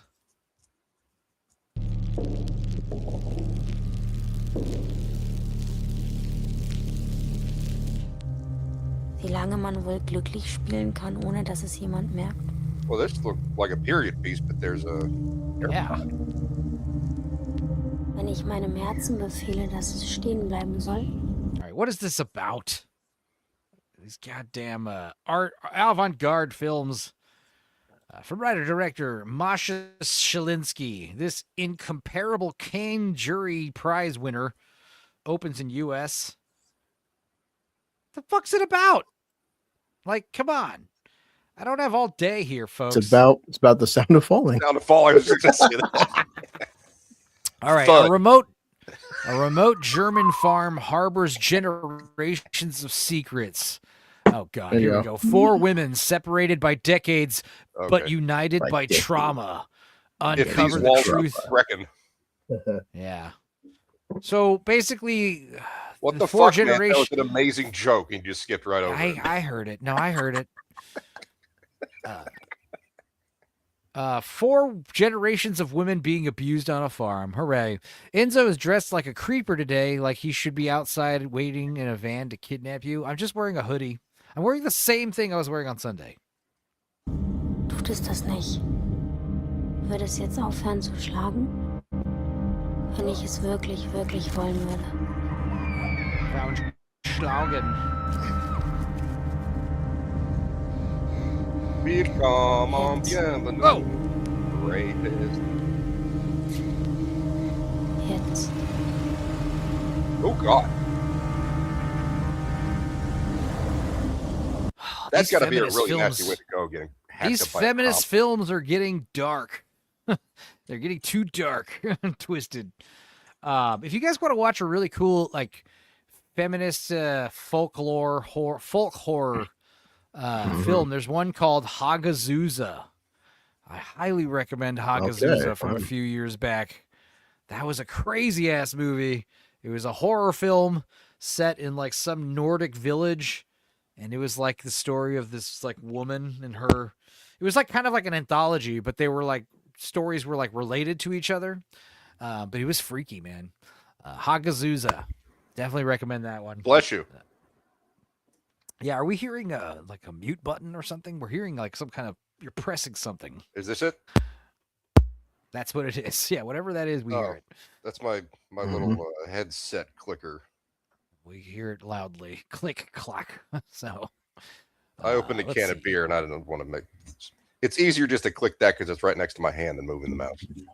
This is better. See. Well, The Sound of Falling, maybe the best movie of the year, according to one person. Here's Sure, let's go with that. One German guy who Here's found another- it really sexy. Here's another movie with a pretentious title. This is called The Chronology of Water. And it's got Imogen Poots. I like her. She's got a fun name to say. Yes, she does.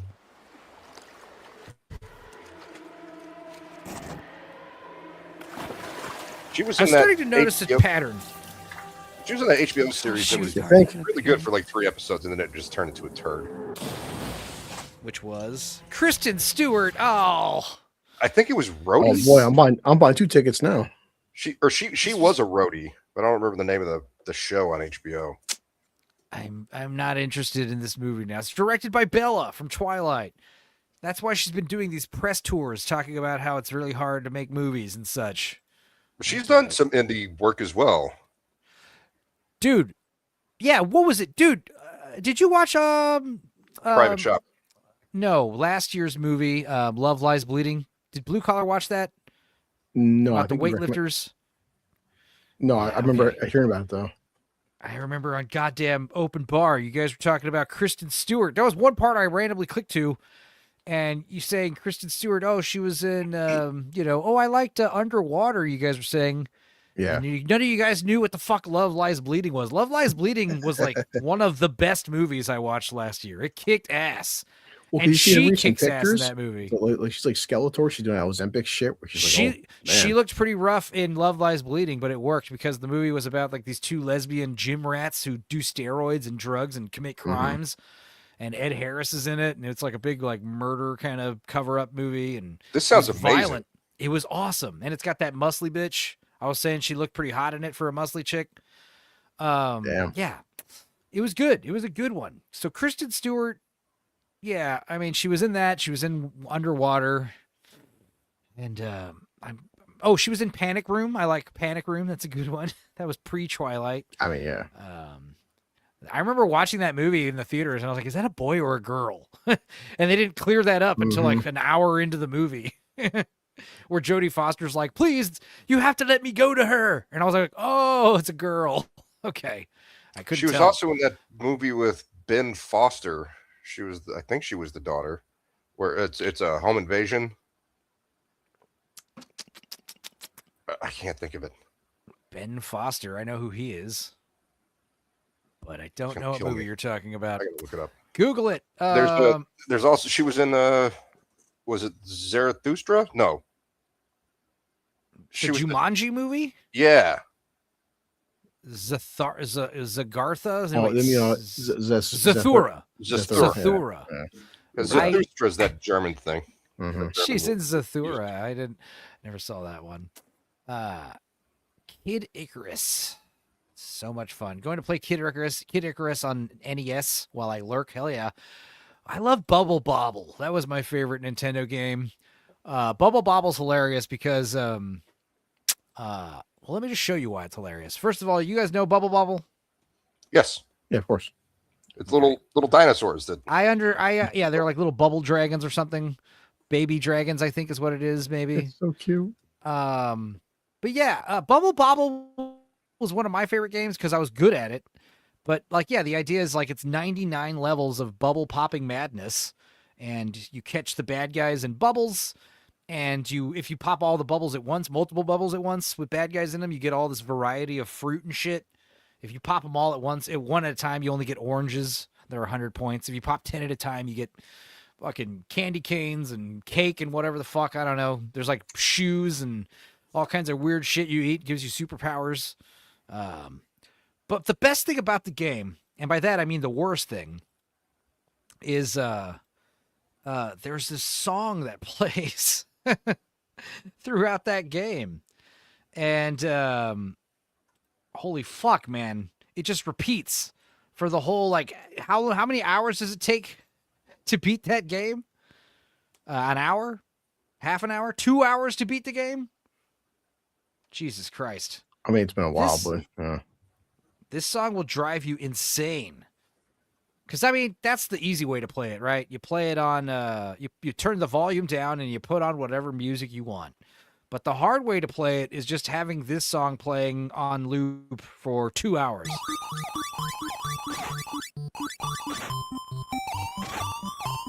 Yeah.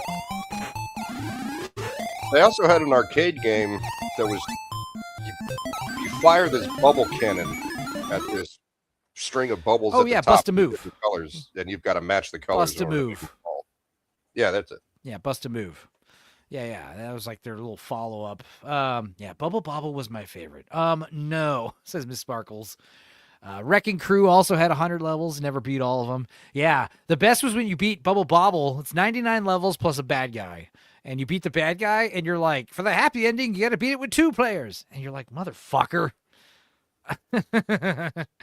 Yeah, good stuff.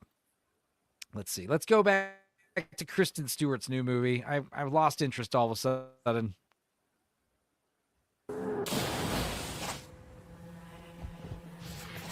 Oh, get her, Mike! Get her, Mike! That's not how I remember it. Yeah, I think it's God. hostage. Shoot. That's not how I remember it. Oh, Hostage is the name of the movie with Kristen Stewart. Isn't that Bruce Willis? Yes, he's the. Some movies are shot. This one was directed. What does that mean? Okay, that's awesome. All right. Someone smoked pot right before they wrote that. That was just like Kristen Stewart jilling herself off right there. Did you see? That was me. I was the director. It's talking about me. I did good. That was pretty pretentious. That's not how I Not remember it. Evan Pollock was father. That's right. It's all a series of fragments. Keep your head up. Repetitions. Smiley face. Patterns. Formations. There are I wanna fuck you like an animal. between layers. Look at me. Ceiling fan. Surface with great force. Help me, I'm trapped upon my insides. Help me, I've got no soul to sell. No one is big enough Help me. to hold what happens to us. No one's big enough to hold what happens to us. It's in your hands. People say to me all the time, did the things in your Get stories away from my actually happen? Is that Thora Birch from Hocus Pocus? No, right? I don't know. Is that the one that showed her titties, her ginormous titties in America? Yeah, American Beauty. Yeah. She's in Hocus Pocus, the little girl. I'm not like other girls, deep.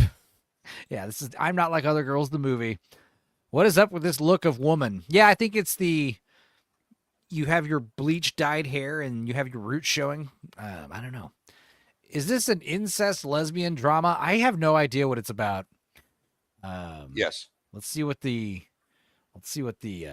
this is Rotten Tomatoes indie, so they're not going to tell us.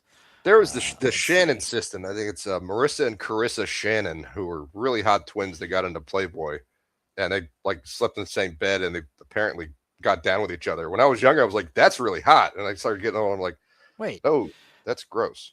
This is the premise. A woman becomes a competitive swimmer after surviving an abusive childhood. So this is literally a sports movie? What? Same, bro. And it came out 10 days ago, apparently. Okay. So this isn't coming attractions. This is out now. Let's see. So she overcame her abuse to become an Olympic swimmer. Memories are stories.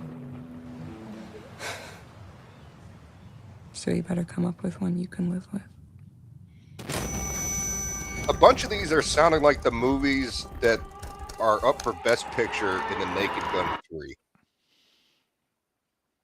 Yeah. It's always one woman's struggle here's a trailer over for a new whatever game. to succeed at this thing. This new game looks cool. It's called Gate Guard Simulator. Have you guys heard of this? Well, no. You just stand there.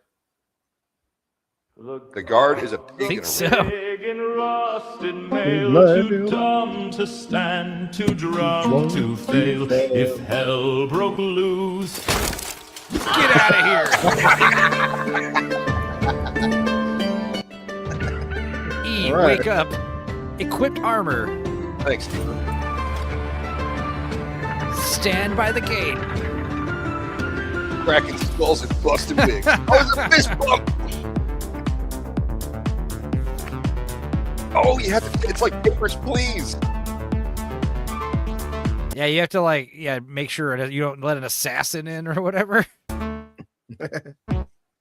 Start stabbing the hay with the halberd. Yeah.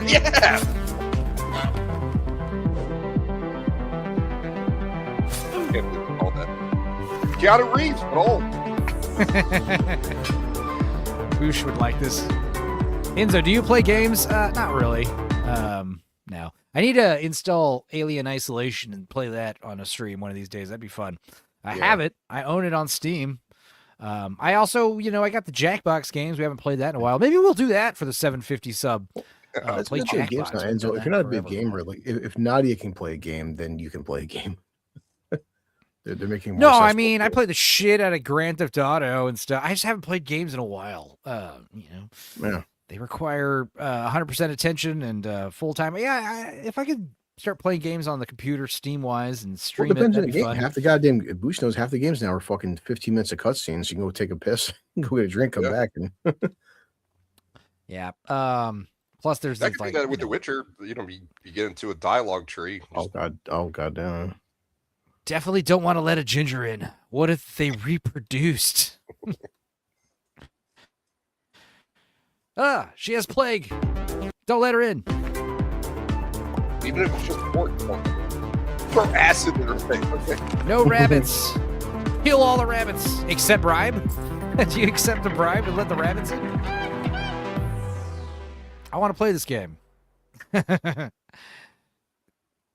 Probably get it for like how many dollars? How much is it on? Could be a ton on of fun. Steam? I got the thing. It's based on a thing. It's nuclear something. We watched this. I got it for 80% off. I used to think that when bad things I think it was like $2. Well, this is called Hit.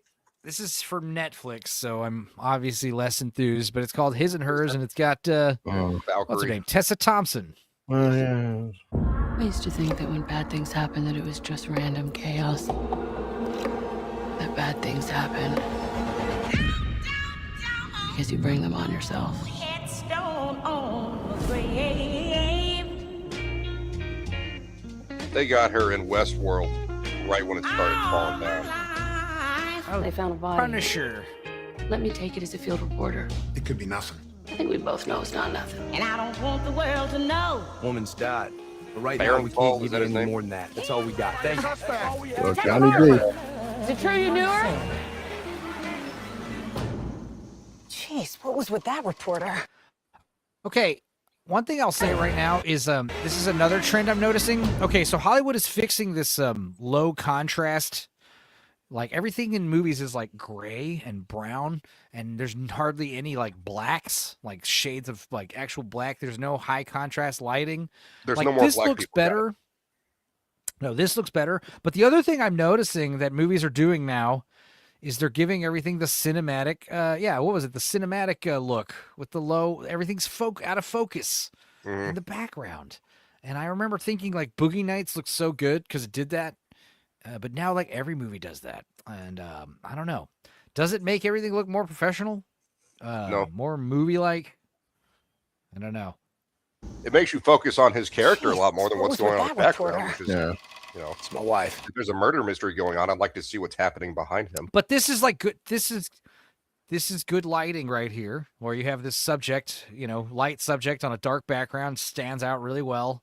It's like this is. Well, she's a proper dark framing. subject, actually. She's black. So, we got any suspects? Stop. Persons of interest? Hey, Anna, how you doing? You doing good? Yeah, good, Jack. Good, good. It's really great to see you. The killer usually knows their victim. You stabbed 40 times? That's premeditated. It's personal. One of Not us necessarily. might know who the killer is. The killer could be in this very room. I didn't hurt her, Anna. Do you know who did it? I didn't do it if that's what you're asking. There are two sides. Is this a show or a movie? If this is a show, I don't care. To every story. Yeah, I'm kind of on the same page. If it's just 2 hours of Tessa Thompson, I think I'd deal with it. If 8 hours of Oh, Tessa Thompson. it's Master Chief, right? I never watched the Shriver, Halo movie. not Liev Shriver, his brother or half brother. He's in Pablo. Right? Wire Shriver, season right. 2. He's in Wire season 2. He's in the worst season of Wire. Let's see. Two estranged spouses, one cop and one a news reporter, compete to solve a murder case in which each believe the other is the prime suspect. Premieres January 8th. The lesser Shriver. That's great. Yours. You really think that I could do something like that? You really think it? Mine. His. And hers.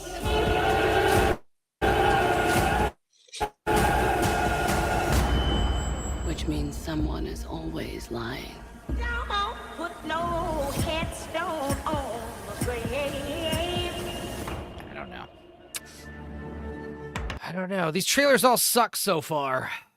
Oh, here's the Supergirl trailer. Yeah. Jesus. I thought Well, that we don't trailer know. with Jennifer Lawrence was great, but apparently the movie's terrible. Yeah, I didn't like it. I didn't like hate it. that It wasn't it wasn't great. It looks awful. Yeah. Everyone's excited about Lobo, I guess. I don't know, dude. It's all everything James Gunn does is derivative of everyone brings up, Galaxy of the Guardians of the Galaxy again. Guardians of the Galaxy. Yes. It's like, no. Everything he does is a mix of copying Firefly and Farscape. It's everything is derived. Everything everything he's done is like it comes from Firefly or Farscape. Those two sci-fi channel shows. I was trying to think of what this trailer reminded me of, and yeah, it's Guardians of the Galaxy. Yeah, I mean, that's all I see on the internet is Supergirl, Guardians of the Supergirl, Galaxy of the Supergirl, whatever. I mean, everyone's making the same. Did you watch the same trailer for conclusions. what was it? It's there's a sequel coming out this year, horror film. Ready or Not Part 2. Looks kind of fun actually. Yeah, maybe. Is that Samara Weaving? I think Ready or Not was a fun film because the ending, I the ghosts were I fucking don't real. remember. I know that I watched a few movies where it's like woman killing a bunch of people chasing after her. Yeah. There's one. I mean, I'm pretty sure I saw it. It's in the mansion. It's part of Yeah. their yearly game or something. Yeah. I thought it just a premise was like, because at the end it's like, was this ritual real? Come to find out the ghosts are actually fucking real. And the ritual was legit. Like, oh shit. Adam says there's nothing original left to do. This all looks like shit. And Sturgeon says sorry. Guardians 2 is GOAT. What were you saying? Guardians 1 is better in my opinion. There's a new Killer Whale movie coming out next month. Yeah, I saw the poster for that. And first of all, I loved Orca. That, there was a lot of Jaws ripoffs, especially Italian Jaws ripoffs in the 70s and 80s, and Orca is no different. You got a killer whale. But yeah, killer whales have never killed anybody outside of captivity. Until now. That's right. Until now. There you go. That's the tagline for the fucking trailer, I bet. That's because most people they come up across are wearing a lot of plastic or metal.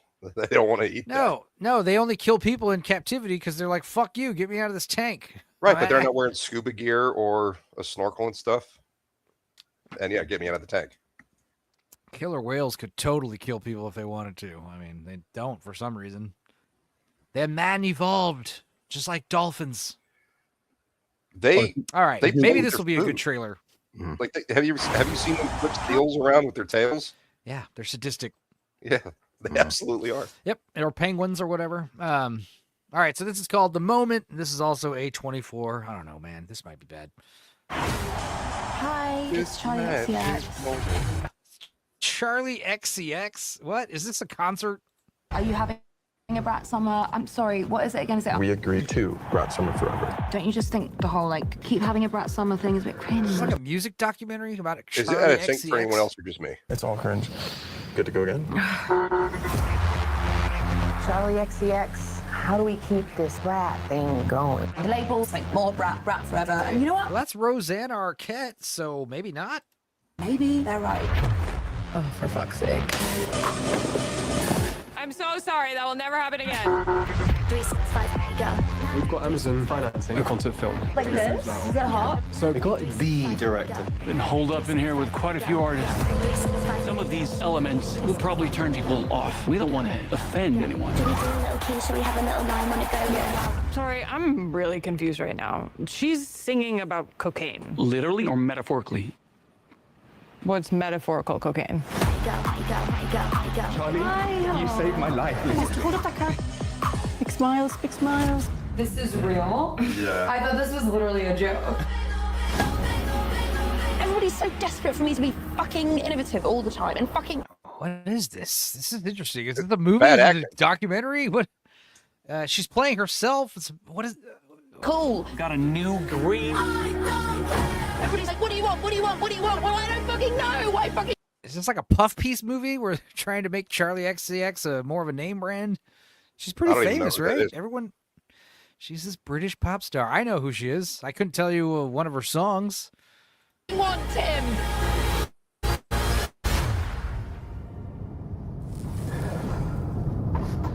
Adam says, Jesus, the editing is making me sick. Yeah, I wouldn't want to watch this on a big screen. Probably get the shaky handy cam too, man. Yeah, whose movies did I hate? Paul Greengrass. He did United 92 or whatever it was called. He did the Bourne Identity as well. Yeah, I just hold the fucking camera still, yeah, Paul. Please. God damn it! What was it, Captain Phillips? The camera's like constantly like moving around and zooming in and out. It's like stop. That was the early 2000s trend that kind of died out.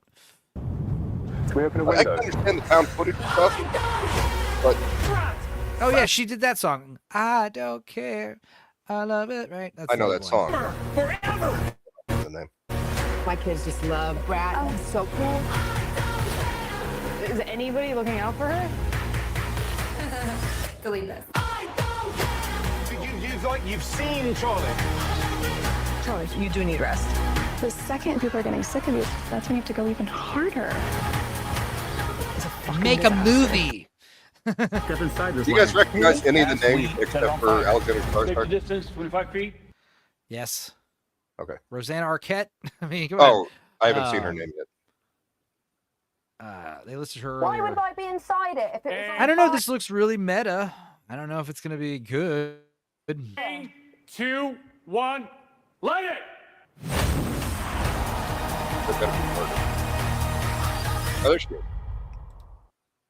I mean, what is the story here? Who's like, if I find out this is directed by Gaspar Noé or somebody like that, I'll fucking watch this right away. Director Aiden Zamiri. The hell, who is he? Who's this person? What did he do? He's a photographer. Oh. So I guess this is just like kind of a concert movie, but it's got actors in it. I don't know. He's from Glasgow. Well, I don't know. Are we going to see any good trailers out of all these? I think that's insane. Usually there's at least one or two movies. There's a new Jason Statham film coming out. What's it called? No, wait, let me guess. The Barber. No, it's called Shelter. Shelter. Yeah. What's it about? Do you have to ask? He's like a guy who kills a bunch of people for some reason. And he's got a sidekick. Yeah. Okay, that's new. Also, yeah, the Animal Farm. Everyone's upset about the Animal Farm trailer. Yeah. Do you know why? Boy. Yeah, it's a mockumentary film by Zamiri at the moment. Oh, okay. Yeah, I mean, I felt like it was. But what's the problem with the Animal Farm remake? It's Angel Studios. It's not Animal Farm. Andy Serkis.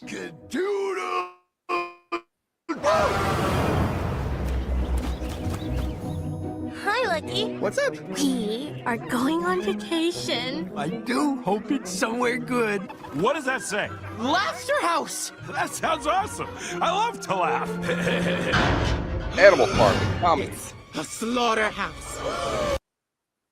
Yeah, Seth Rogen laughing, making a joke about his annoying laugh, I guess. Everyone hates his laugh. Look at all this deliciousness. They want this. Do you want to be food or do you want freedom? Then let's fight for it.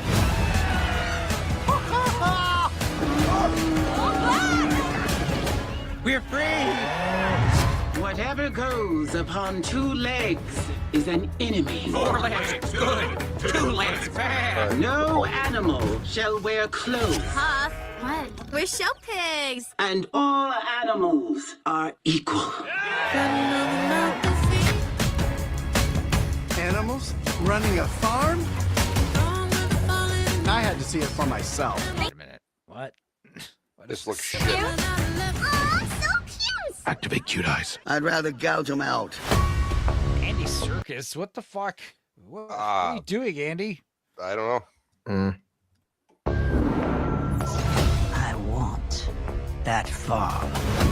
We should move into the farmhouse. So the humans know we're in charge. You are about to become my new best friend. Starting to get it. I'm starting to understand why people might be upset about this. I mean, because the whole original Animal Farm is how communism is terrible, right? But now because filmmakers nowadays are all communists, and McCarthy was right.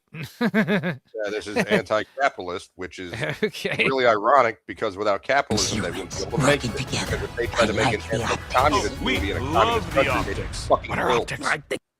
So stupid. It's a kind of seafood? Oh my God, Glenn Close. I keep seeing her name. Steve Buscemi. No, we were watching. Laverne Cox is a dude. Kieran Culkin, Woody Harrelson, Jim Parsons, Kathleen Turner. Holy shit! What the fuck? Yeah, I know all those names. Was Kathleen Turner the old lady pig? Is this Kathleen Turner right here? That's freaky.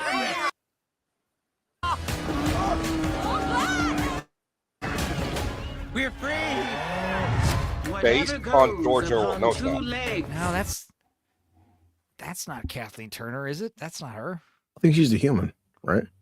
Pigs and humans working together. Oh, this is Kathleen Turner. My new best friends. Is that Kathleen Turner? Does she sound that bad now? She's old. Pigs and humans working together. I like the optics. Oh, we love the optics. Probably is her. What are optics? I think it's a kind of seafood. I don't know. They're both old. You're wearing clothes. Would you look at that? I am. Everything's different, but we're still friends. All animals are equal, but some are more equal than others. I mean, I understand the idea of making Animal Farm like more contemporary for the kids nowadays, but this seems like it's missing the mark. The entire message of the book, yeah. This is our home. Up next, Atlas Shrugged in 1984. Squealer! I parked the car! Let's have no one do that again. Animal Farm, A Cautionary Tales. In theaters May 1st. Let's see what the comments are saying here. Is it though? Is it a cautionary tale? Capitalism bad? All comments are equal, but some comments are more equal than others. That's from Angel Studios. Hey, remember how George Orwell explicitly told people not to put his book in the kids section? That's not an earthquake. That's George Orwell rolling in his grave. Animal Farm. If the pigs wrote it, hell yeah. Fucking. This movie is 100% going to end with a random dance party scene with the pigs and humans dancing to something like Uptown Funk. For those of you without the dislike extension, it's currently at about 30K. That's from 2 days ago. Getting shredded. This is like a bad Family Guy joke from 2007 escaped into the real world. Can't wait for them to reboot 12 Angry Men and into the 12 Misunderstood People at the New Year's party. How fucking hard is it to adapt a 100-page book into a movie properly? Based on the masterpiece by George Orwell. More like shat on the masterpiece by George Orwell. I think we're actually at a point culturally where Anne Frank will be in Fortnite. Pretty cool. Well, I love the book. The fuck is this? Barf. Yes, this is the better version. It's kid-friendly. It's not supposed to be kid-friendly. All right, what the hell's this? What was that? What the fuck did I just see? Was that a mummy? That's me on mushrooms. This is a trailer for something called Alpha. I'm gonna reload real quick. Getting shot.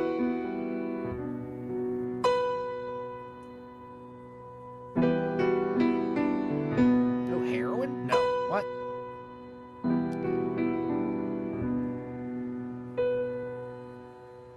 Oh, wait. No. Hang on. Julia Descharneau. Is that? Tattooed evil. Hang on. Cross his brother's fist. Yeah, oh, I didn't even have to look it up. It's the bitch who did Titane. Did you watch Titane where the woman fucks a car and gets pregnant by it? No. It was French. It was a French movie where a woman gets fucked by a car and then she gets pregnant by it and then she pretends to be a man and she hides in a fire department and pretends to be the fire department chief's estranged son. And then she's like gonna give birth to a car. It's weird. The more you talk, the more disdain is on BCL's face. It's more, it's very sexual and perverted. And also it has some pretty graphic like makeup and stuff. There's a scene I'll never forget where she's got this pregnant belly and she's peeling the flesh off of it. And like, it's just like metal underneath her skin. Okay. Common People says, Zinzo, you reminded me of a clip when you said Jaws. I sent it to you on Twitter. Shark Attack 3. Oh, is it? Let's go home and I eat your pussy. Is it that scene? I've seen that. Did I spoil it? Oh, also Twitter does this gay thing where when you send me a video, it's like a spinning hourglass for a minute. So it might take a little second. Blue collar, what's it? The Twitter X messages. It just doesn't work that well anymore. Yeah, I don't. A chick yesterday told me she'd smash Optimus, so I get it. Oh, did I nail it? Yeah, I nailed it. When you say Shark Attack 3, I immediately know what you're talking about. Now, come on, let's get out of here, and I go eat your pussy. Now, that line was ad-libbed by the actor, and they kept it in the movie. Very charming. How much you want to bet he did get to eat pussy? That's Let's what I see. say to chicks at the bar. It works sometimes. I mean, sometimes women, they can't. Failed to load. God damn it. Here, I'll just look it up myself. Don't worry. Let's watch the rest of this trailer. If this is the director of Titan and Raw, which is that other cannibalism movie, this is going to be a weird one, whatever the fuck it is. That filthy five did nothing to challenge or resist. In heaven his throne is made of gold, and the ark of his testament is stowed. A throne from which I'm told all history does unfold. Down here it's made of a wooden wire, and my buddy is on. The theme for tonight's movie trailer selection seems to be women being annoyed and bitchy and having problems. And overcoming all of this toxic masculinity. What is this? Welcome to the modern era. And God is never far away. It's like about drug addiction.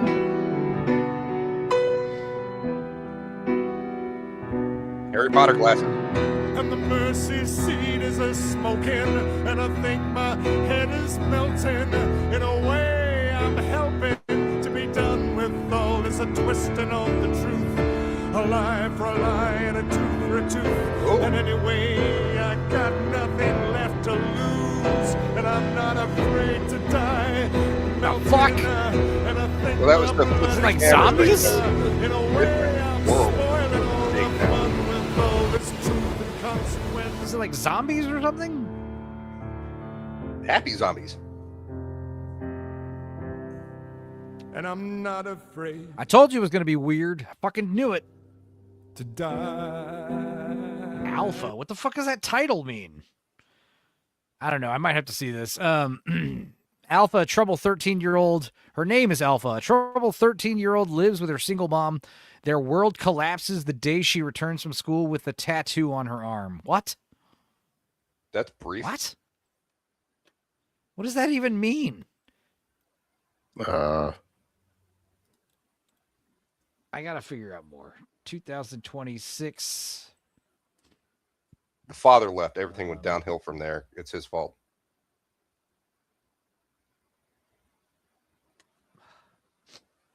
I think Obedien is on Alpha is a something. 2025. Oh, okay. This makes more sense. 2025 body horror film. Okay, body horror makes sense. That sounds like more what we'd get from this lady.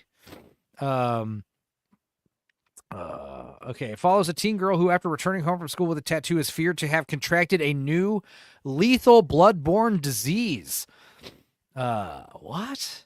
Alpha is a 13-year-old rebellious teenager living with her single mother in Berber origin. Wait, this is a full... Did the movie already come out? Those are Indians, right? Berbers? Amid the context of a strange new contagious blood-borne disease in coastal France, Alpha is tattooed with a suspected unprotected needle during a party with Adrian. Alpha's mother fears her daughter will suffer the same fate. Oh, so it's like AIDS. It's an AIDS allegory. Okay, that makes more sense. Weird. It's like the zombie outbreak before AIDS. Weird. And yeah, this is the clip Common's talking about here. Let's see. Everyone's seen it.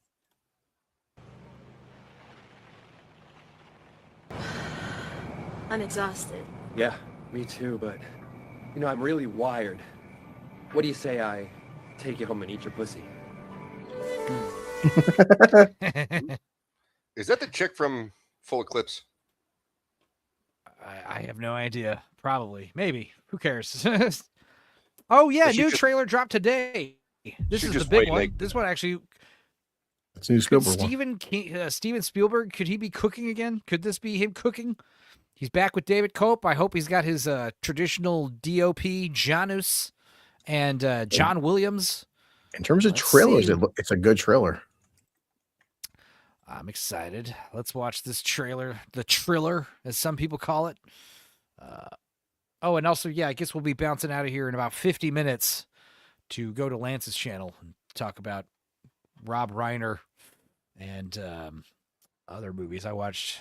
Talk about some Anne and Ripken movies. If you found out we weren't alone. Computer animated deer. That is one thing the AI is going to help with the bloated budgets, is keep those effects budgets down. I'm excited for that, because we were talking about how movies cost too much money, and it's like, I think AI is going to help with that a lot. Not just that, but also with budgeting itself. Usually, like, the assistant director has to do all this budgeting and scheduling shit. If you could have automated programs, like, do it efficiently, like, that'd be interesting. If someone showed you, Oh, proved it to you. our faith will be tested because aliens. If someone showed you, proved it to you, would that frighten you? Good morning, Kansas City. Let's take a look at today. Let's today is today's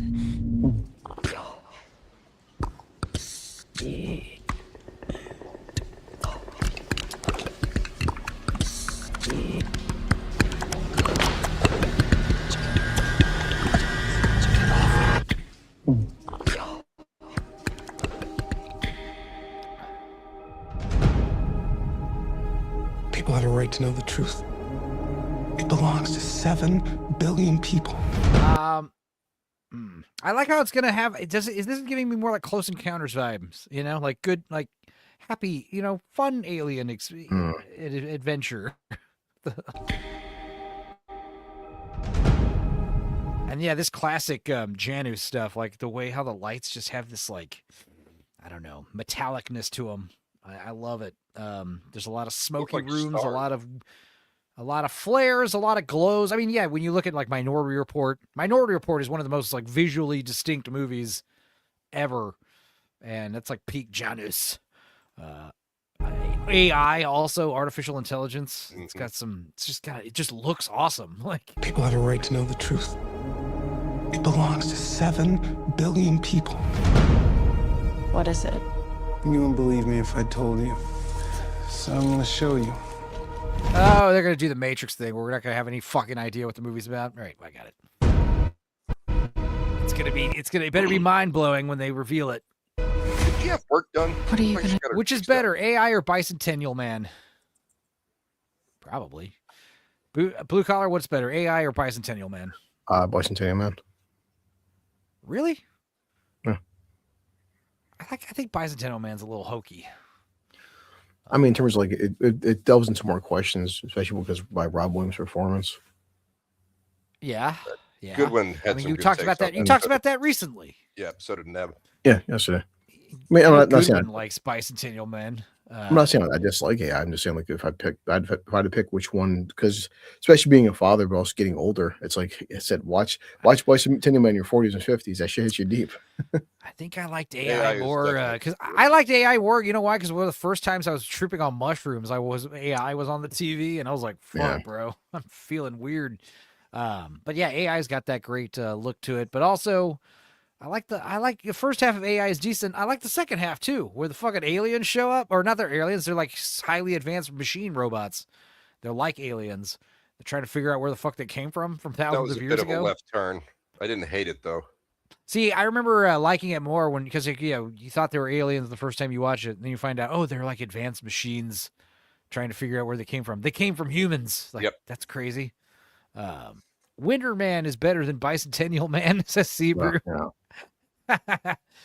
Yeah. The hokiness that there's too much slapstick in Bicentennial Man for me. Right. That it's right.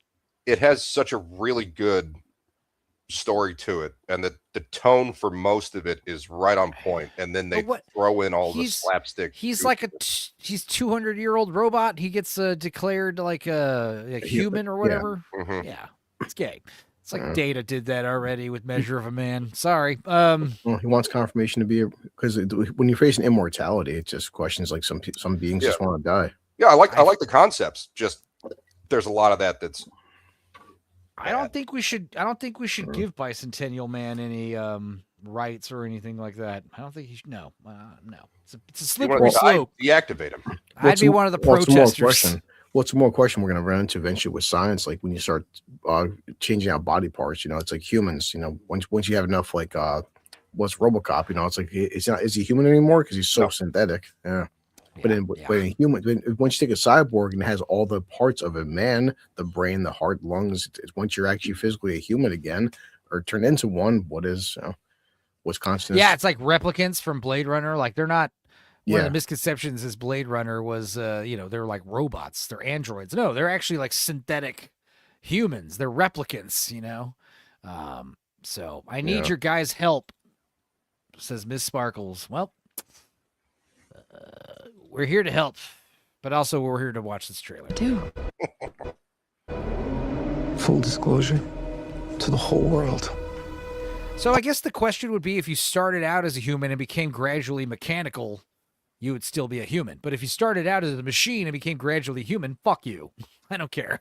What's the point? But like once you're a human, once you change enough parts to have a full robot body, now you're not human anymore. We would do the Joe Pesci Goodfellas thing to him. We'd be like, yes, Mr. Robot, come over here into this room and we'll give you your legal documentation that you're a citizen. And then the Bicentennial Man walks in there and it's an empty room. He's like, no, and then we just blow his brains out. Yeah. Can't be having fucking robots talking like this, all right?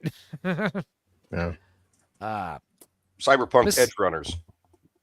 Miss Sparkle says, should I sync Enzo on to a cringe TikTok of fuckboy or a special needs child? Oh, the special needs child. Special needs child. Yeah. That's easy. It's an easy answer. Yeah. Movie trailer. Make me retarded, please. All at once. All at once? To the whole world. What are you gonna do? Full disclosure to the whole world. All at once.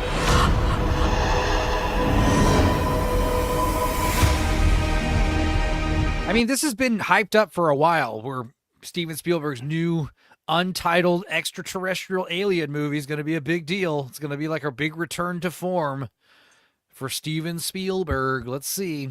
This is going to be kind of like his big swan song movie, apparently. Like People keep wondering. Encountering the unknown. They're coming! They're coming! They are starved for the truth. Do you think there could be others? Why would he make such a vast universe? Yet save it only for us. I like how I have no idea what's happening. I don't like those sounds. I don't like the clicking shit. The popping. Stop it. There's a funny story about crop circles in Australia.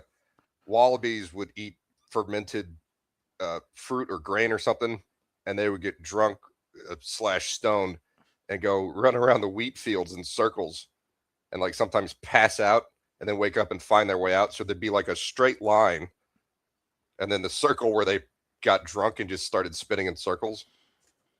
Oh. That's where the crop circles in Australia were coming from. If you found out we weren't alone, if someone showed you and proved it to you, would it frighten you? Don't be frightened. That's going to be the premise here. Weird. Let's see.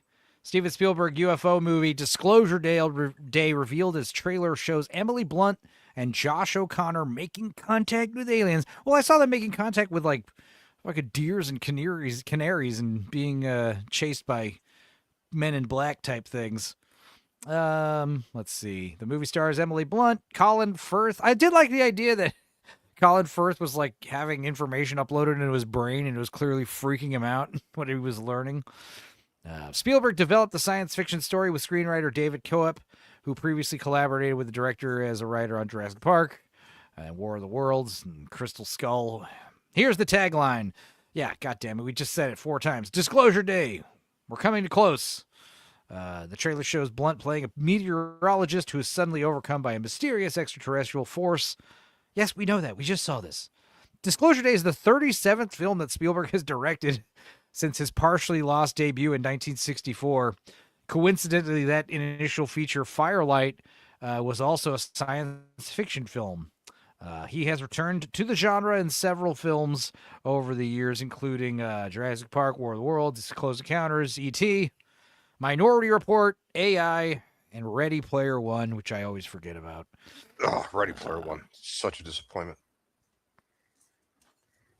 I did like when a xenomorph popped out of Goro or whatever. Like, there's just a lot of weird shit in that movie.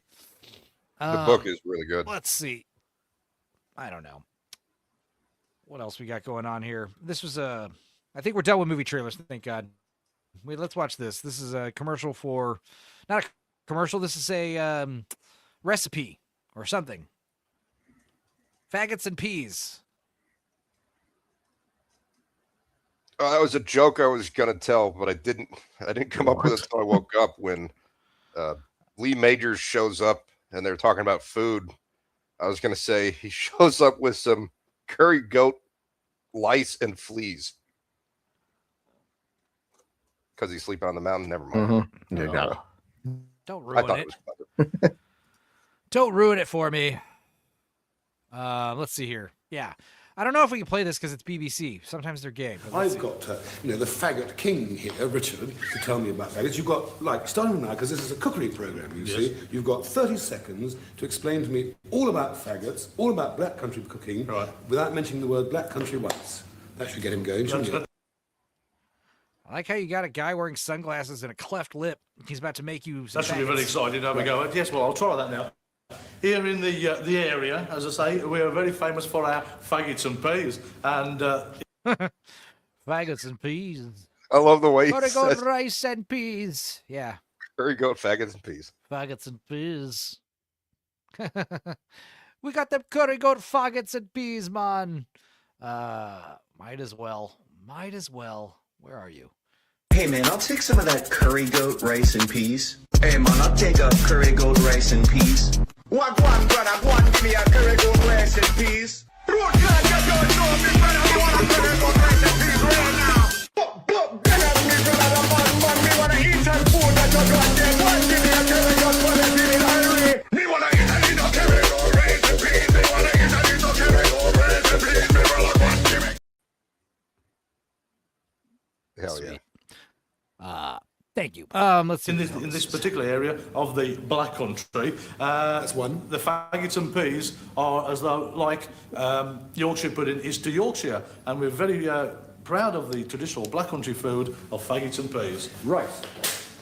He told you specifically not to say the words black country, and you did it in the first sentence. Come on, man. These, as created by the king, are precisely that. They are wonderful, wonderful things. And they're Now, so faggots are pork meatballs. Is that correct? Yes. wonderful. Sure. I'm going to have a little taste of them, if I may. You always have, every typical faggot manufacturer and faggot eater always, of course, wears a silk bow tie, a neatly double-breasted blazer, stuff like that, because it's traditional. These two guys drunk? I think they are. It's England. You'd like to stay with tradition here? Thank you very much indeed, Richard. Ow! You spilled faggot gravy all over your fingers. They love it when I do things like that. I had a late night last night. That's the truth of it. Anyway, there we are. I just have a new he's hungover. Okay.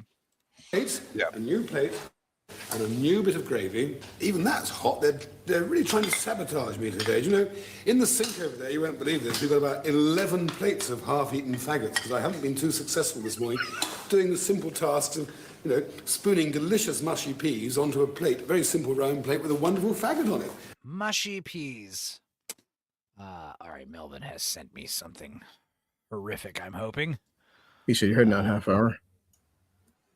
Oh, cool. Yeah, the theatrical. Yeah, I did have to look for it. And yes, Lance is going to be live in about half an hour. So yeah. All right, I'm gonna head up. So we'll I gotta finish off because Nadia's gonna do her Welcome to Dairy stream. So I gotta finish that episode because the finale ended. Which it's it's definitely divisive. What are your thoughts on that show? Overall, it's definitely mixed. But fucking Bill Skarsgård, dude, he owns that character. Holy shit, he's given his all. He's the best part of the show. Melvin deeply says, this is Keith Floyd. He was always drunk, and he's dead now. Well, all right, G. All right, Blue Collar. Well, we'll see. Are you going to be on Lance's show? No, right? After I finish dairy, I gotta hit the gym and then I'll prepare for Nadia's stream. All right. All right, BCL. Good seeing you again, brother. Have fun to Nadia's dairy stream. Yeah, I'll let you know. But I'll be in the chat for a couple minutes. I want to make something to eat. All right, buddy. Thanks for hanging. I wish I could the go to the gym. faggots. I mean, Mike cooked them and I can't even serve them. It's quite extraordinary. Listen, why did you, on the other hand, give up that glittering career in London as a chef with sort of nouvelle cuisine and so to come down here and cook the humble faggots? Well, what's wrong with that, Keith? I can't see anything wrong with coming back here to my roots here in the Black Country. That's mate, four. And keeping alive the two traditional faggots and peas that we're all very proud of in the area. Good God. Oh, I don't know. All right, what else is going on in news? This is interesting. Apparently, they're going to this again. I feel like is bait. I've noticed that I don't believe any of this bullshit anymore. Disney is developing a live action film focusing on Gaston from Beauty and the Beast. No doubt they'll make him gay if that's true, but I feel like what they do is they drop like the rumor out there on the social media and they see what the reaction is. And if everyone reacts to it negatively, then no further development is made. They're literally just testing the waters with these dumb posts. But yes, another misunderstood villain movie. Yeah, but I like Amalia or Amala. What? The post Amala. Oh, I follow her on YouTube. Sure, I don't know her, but yeah, I mean, yeah, the misunderstood She's a villain right-wing angle. commentator. Of course, I'm sure she is. But yes, I mean, like I said, if they did make a Gaston movie, they'd make him gay because he's. What do you mean? I'm sure she is. It's like that's fucking Bush following right-wing people on YouTube. Not even that. It's just why not? Oh, so I actually thought I woke up in the middle of the night and saw this and got all freaked out. But Lindsay Lohan is going to voice Maggie Simpson in The Simpsons. Like canonically, Lindsay Lohan will be the voice of Maggie. I don't know what this means. I think Maggie talks in one episode or something, and it's going to be Lindsay Lohan as like a guest. She talks in a couple. Like there's a couple of future episodes where Maggie does have a human voice rather than. There was a joke in one of the future episodes where she never says anything. She keeps getting cut off. But I thought when I saw this, I read this real quickly, and I thought it said Lindsay Lohan was going to voice Marge Simpson. I was like, whoa, because I understand Julie Kavner is really old, and her voice sounds bad nowadays. She sounds and Lindsay old. Lohan's a heavy smoker, so maybe. I was thinking, like, what if they did that? What if they recast Marge with Lindsay Lohan, and she sounded more like Marge than Marge did? But yeah, they just need to retire the goddamn show. I mean, seriously. It hasn't been good in a while. I'll watch an episode every now and then, like every couple of months or something like Marge, Julie Kavner, she's got that movie coming out that she's in. James L. Brooks made it. That looks fun. I forget what it's called. Ella something. But yeah, Molly says we don't need a movie for gay Gaston. That's what Doujin is for. Doujin? What is that? I don't know. Yeah. Just kill the show because, like, yeah, Julie Kavner, man, especially. They all sound old, but Julie Kavner, because she talks like this as a character, like Krusty the Clown or her sisters. She sounds more like Patty and Selma, like in real life now. Because when you hear her voice, you can hear like all the wear and tear from doing the Marge voice for 30 years. Castanella's still alive? Yes. Yeah, they're all still alive. The one who died was Mrs. Krabappel died. Mm-hmm. And who else died? I don't know. The character's Apu is no more because the guy voicing him. Apu is still apparently Apu's still around. He just hasn't spoken since then. Oh. And that's even worse. Bumblebee Man. He's no longer a thing. But I was shocked also to find out, you know what, that Harry Shearer, voice of Monty Burns and with Smithers and all, he's from Spinal Tap. He does the voice of Dr. Hibbert. So he does the voice of a black man. So I mean, how long until they recast him? It's almost like they're acting like something they're not. Yeah. What a thought. Who cares? Kill the show. I thought it would be crazy. At least Lindsay Lohan was playing Marge. I was like, holy shit. But then I reread it. I was like, oh, Maggie. That's stupid. All right, what else? We got 30 more minutes. Here's a video for Dax whenever he watches this.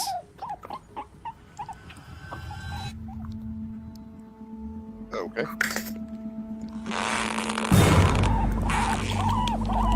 Fuck! Why? I don't know. What else? Oh man. Okay. All right. I've got these two articles that I'll save for Sunday because they're hilarious and they need to be expanded upon. So I guess for the next 30 minutes, we'll just watch retro TV commercials. Should we do? Let's do Christmas commercials from 1995. Let's do that. Let's see here. 1995, fucking 30 years ago. Like I said, dude, it's pretty weird when you find out that, Sarah Connor's 19 in the first Terminator movie. You're like, damn, dude, she's young. Yeah. Fucking Kyle Reese getting the jailbait. I mean, I'm sure Kyle Reese is supposed to be early 20s, right? But it's even weirder when you watch Terminator 2 and find out Sarah Connor's 29, like 11 years younger than me. It's like, ugh. I don't like that at all. Oh no, your battery. Oh no, could you imagine if Santa overslept on Christmas Eve? Fuck. The Christmas where people didn't get their presents until 2 p.m. on Christmas Day. They'd be like, what the fuck, Santa? Sorry. Like, yeah, he'd have to wait till the next night because he can't come while you're awake, right? Otherwise, the illusion, yeah. Everyone would call the cops. Say we were talking about it on Sunday where Santa Claus actually does wear a big fake white beard. Like, that's part of his costume, his disguise. And so all the mall Santas are actually really accurate. Santa would have a big fake white beard. Smell like beef and cheese. Sit on the throne and fly. From Energizer.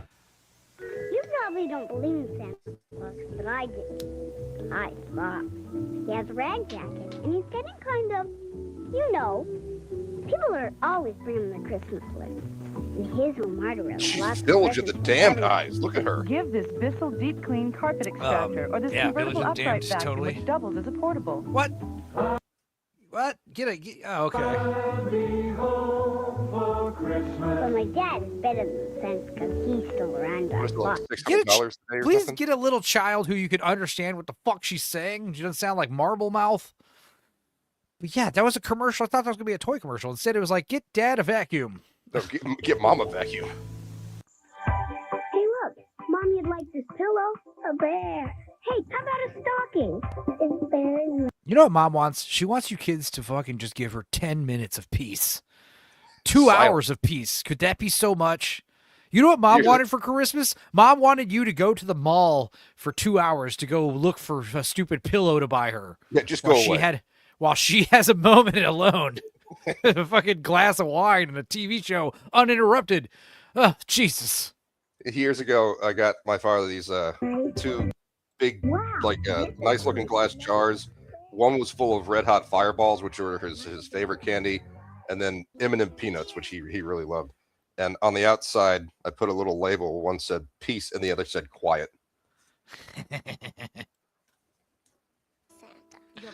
Perhaps you heard about these new Colonel's Crispy Strips from KFC. Apparently, that's Japan. Japan loves KFC. In fact, I talked about that Japanese dinosaur movie, Rex, where the little girl has the pet Tyrannosaurus Rex baby, and they run around Tokyo. And yeah, they show the KFC with the big lion outside on Christmas, and they like hide inside of it, I think, because they're like being hunted by authority figures. It was a weird movie. The children?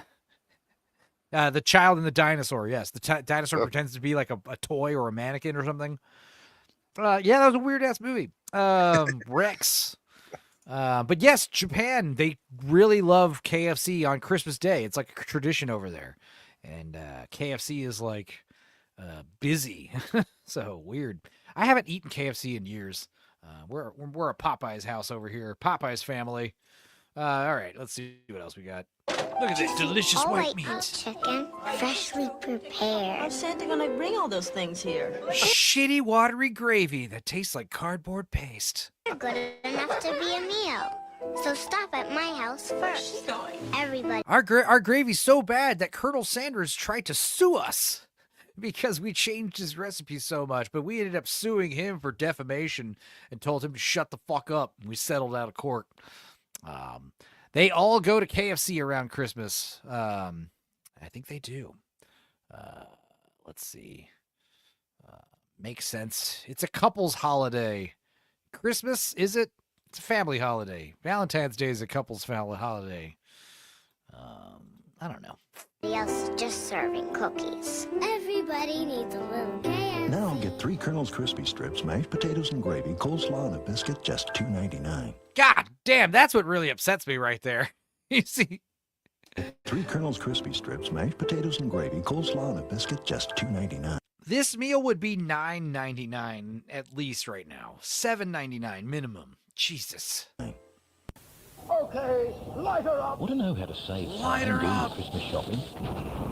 You'll find a 24-can slab of Australia's Choice soft drink for $8.95. Then walk a few metres and get 20% off all outdoor furniture.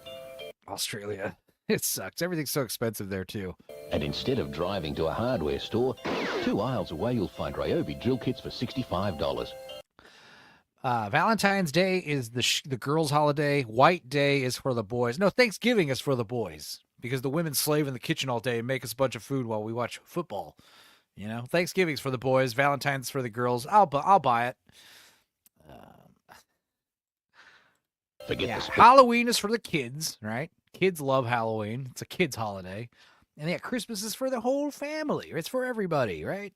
The time to be giving and receiving. Sports store, 10 metres away, get 20% off all sporting footwear. So save time and money and get everything under the one roof at Kmart. Oh, in Japan, though. What the fuck do I care about Japan, Molly? Okay, just because I watch their weird children's dinosaur movies doesn't mean I care about what Japan does. Kmart. Why is Kmart looking a little more orange than normal? This is like, I mean, I'm sure it's the color grading of the video, but yeah, Kmart's supposed to be red, like Target, right? This looks like Home Depot. Where are you? Right here. Look what Kmart's got, an RCA CD audio system. It's How much? Rosie. Only $137. It's Rosie O'Donnell and what's her face? Let's hear it. Kmart is my favorite N-word. Just start dropping N-bombs like nothing. store. Listen up, they got bargains galore. Kmart, yeah, I like it a lot. A Kmart, go girl, K to the M. Save more than $50 on this 3-CD system with remote. She was awful back then, too. Well, she's arguably a lot worse now. I mean, let's be real. And yeah, that's what we're going to talk about probably with the Lance show, talking about Rob Reiner. I'm going to be one of those guys defending what Trump said about him. I'll be like, nope, fuck Rob Reiner. I mean, yeah, his movies are awesome, and, but Donald Trump, he has the right to say whatever the hell he wants. And honestly, I think he's right. If Rob Reiner didn't suffer from insane TDS, he might be alive. Instead of blaming Trump and the Orange Man for all your problems, instead, help your family. Don't raise a drug-addicted murderer. I mean, I know that sounds harsh, but it's kind of true. But yeah. Rosie O'Donnell's another example. You know, she's obsessed with Trump, and what do you have? She has a fucking weird drug-addicted child, you know? I mean, that's the thing. They're just bad parents. It's just weird. Rosie O'Donnell was in Enzo's favorite episode of Nip Tuck. I have not seen Nip Tuck. I did watch a little bit of The Nick, which was the old plastic surgery show back in olden times. Steven Soderbergh. All he said was that he was sorry that Rob was mentally ill and rest in peace. Yeah. Yeah, I mean, you know, if Trump was killed successfully, Rob Reiner and many other people would be dancing in the street. So, I mean, and I think that's the thing is they tried to kill Trump, so he doesn't really give a fuck. And he did double down on it. And I understand it might be tasteless, but can you drop a link to that stream? Yeah, let's see. Lance's show. Let's see. Can I raid it? I think I could raid Lance's show. Let's see. Let's set up a raid. Let's keep playing this dumb music shit commercials. Week is today's Kmart. I say what? The Kmart. Oh. Is this for me? All right, I'm going to put the link in here. Didn't Rosie leave the USA, or am I wrong, says Peepers. Hello, Peepers. Yes, she did. And she's complaining and saying she wants to come back. So here's the link to Lance's show. Maybe I can go into my YouTube settings here and set up a raid for when this ends. Let's see. How do I do that again? Go to videos. Go to the live tab. Edit. Go to, click the link. Customization. Is that what we do? Redirect. Other channels. Here we go. There we go. Save. I did it. We have a redirect. Cool. Will Lance even know what a raid is? He might panic and shut the stream down. No one gushes like the Hollywood sycophants. That's a good one, Common. No, he'll be fine. I'll explain. It's nothing to be afraid of. All right, let's see what else we got. 1990s commercials. Is this Ed Asner? Let's give that back to Santa. No, it Not so isn't. fast. I've added a few things to my list. New Long John Silver's country-style popcorn shrimp. Bite-sized shrimp with fries, just $1.99. Okay, kid. Hand over the shrimp. One more thing. Wait, who's this actor? Okay, kid. Hand over the shrimp. One more thing. On Dasher, on Just hit it. Right now, collect a holiday crystal for just 99 cents each. Rudolph here for Mark's Work Warehouse. You learn a lot about Christmas presents as Santa's #1. Your cock is out, Rudolph. Please. Santa, I just want Long John Silver. Yeah, dude, I guess I did send you the link a while ago, but we are wrapping it up in about 20 minutes. Are you working? Assistant. It takes training for a round-the-world sleigh run. Me and the guys recommend Wind River Outfitting Company sweats. Super heavyweight. He's got pants, so he's going to cover up his cock and balls. Good. Non-shrink, 100% cotton. Great colors, great look, full range of sizes, just $30. Take it from me and the boss. It's guaranteed that Mark's Work Warehouse has Christmas gifting all wrapped up. $30 for a sweatsuit sounds a bit much for the 90s. Spending enough green to put you in the red, says McDonald's.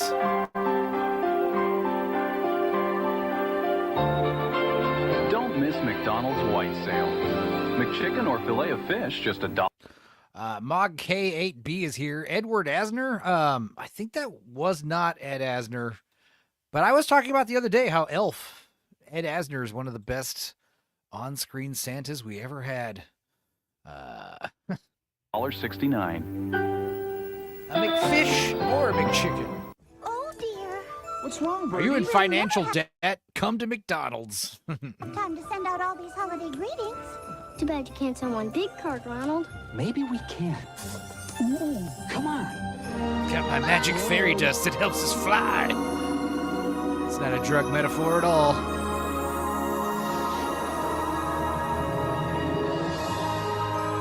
It's the prettiest holiday card ever, Ronald. Where are we gonna find the mailbox this big? I like how that commercial didn't tell us anything except happy holidays. It's literally just Ronald McDonald spreading holiday cheer. It didn't say, hey, come to McDonald's and eat our garbage. What kind of commercial was that?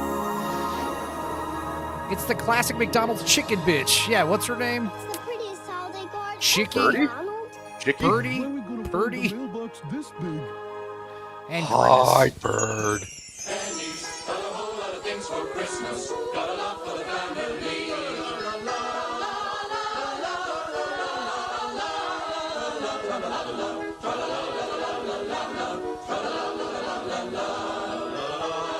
Cha-la-la-la-la-la. What is this a commercial for, man? Cologne. Lingerie? Macy's, maybe.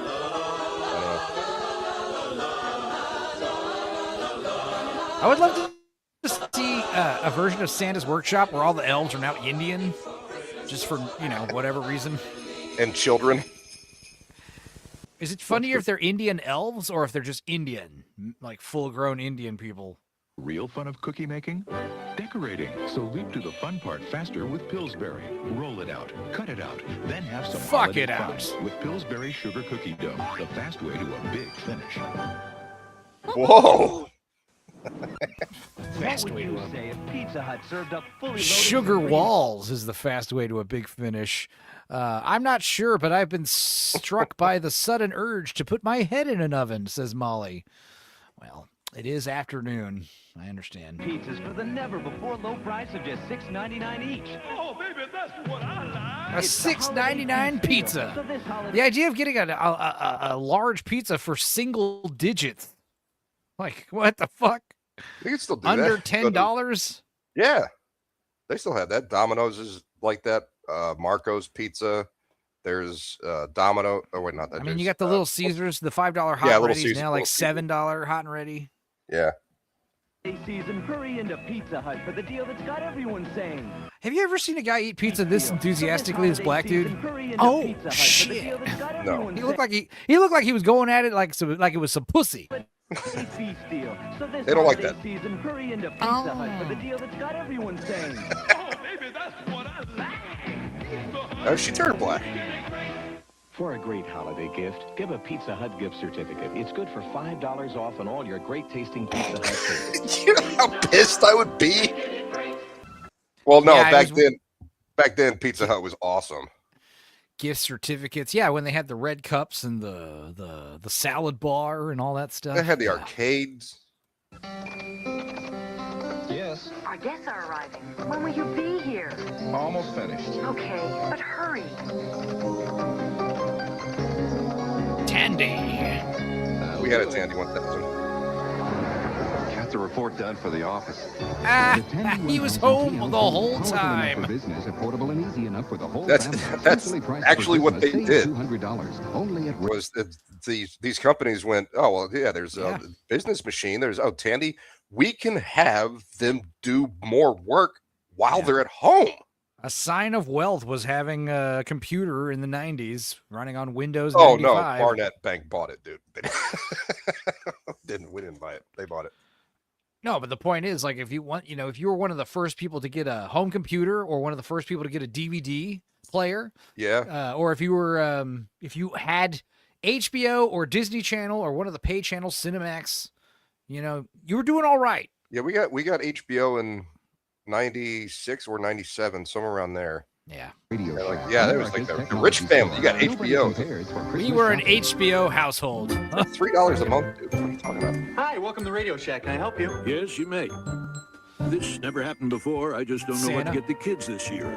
Well, kids love RC cars and personal electronics. Good. Science kits, walkie-talkies. Prescription drugs. All kinds of electronic games. Terrific. Keyboards, boom boxes. Great. I'll take 50,000 of each. But you never saw me, okay? Okay. Radio Shack. You've got questions, we've got answers. That guy is going to make a life-changing commission from that sale. Hell yeah. He doesn't get commission. That's the best way it works. Like, bro, I just sold, what was it, like 5 million units just now? Yeah. Like 50,000 of each? Oh, God. All right, let's see here. One or two more commercials, and then we'll call it. Radio Shack. Can we talk? I guess. Your wife wants to know what you want for Christmas. She does? Yep. So when she asks us, we can tell her something like this, or something like this personal color TV from Radio Shack. Oh, jeez. I don't know. Come on, Frank. It's okay. Now take your time. All right. Let me smell the TV. Oh, yeah. Good one, Frank. Gifts men want at Radio Shack. You've got questions, we've got answers. I mean, that is a good tactic right there. Are you giving gifts to a man? He probably wants some gadget that you get at Radio Shack. Or Sharper Image. You ever go there? I like That's the way you make me laugh. I like the funny things Sprite. You got a style that's all your own. I like the Sprite in you to make me want to smile. You know you make me sparkle too. You're such a kick I'm around. Was it Chris Rock's bit about a black Santa Claus? Like how depressing that would be? Or was that Dave Chappelle, maybe? This is not a 95 commercial. Look at this can. This is 80s. Lyman salutes the one and only Santa. And Yeah, the little rim at bit the of top Santa like that. in That all was of us. straight up and down. I mean, it just felt like an 80s commercial. 90s was all about, Look, even like, look at this Dutch angle. This is 90s. This is fucking 90s right here. I want the Hot Wheels crisscross Euro Bear with its own. Camera's literally at a 45-degree angle. Baby Fiscal County, driving the Batmobile. Why? It's John Connor's little friend. Kids want, like the Fisher-Price Flip Track Mountain. 45 pieces create a different race every day for just $29.88. Or this 3-in-1. And the commercials back then were designed to see, like they'll play on the TV, and if your kid freaks out, then you probably buy him that thing, you know. Creativity table for hours of fun. Now $34.88 during Fisher-Price. I had something like that as a little kid. I want all the toys you have, please. Children of You know what I want the for world. Christmas that I get almost every year, but hated when I was a kid is socks. Oh, I thought you were gonna say anal. Yeah. Tis the I want season anal to for my stop family. into your neighborhood Tim Hortons and pick up fresh baking for the holidays. I was gonna put that.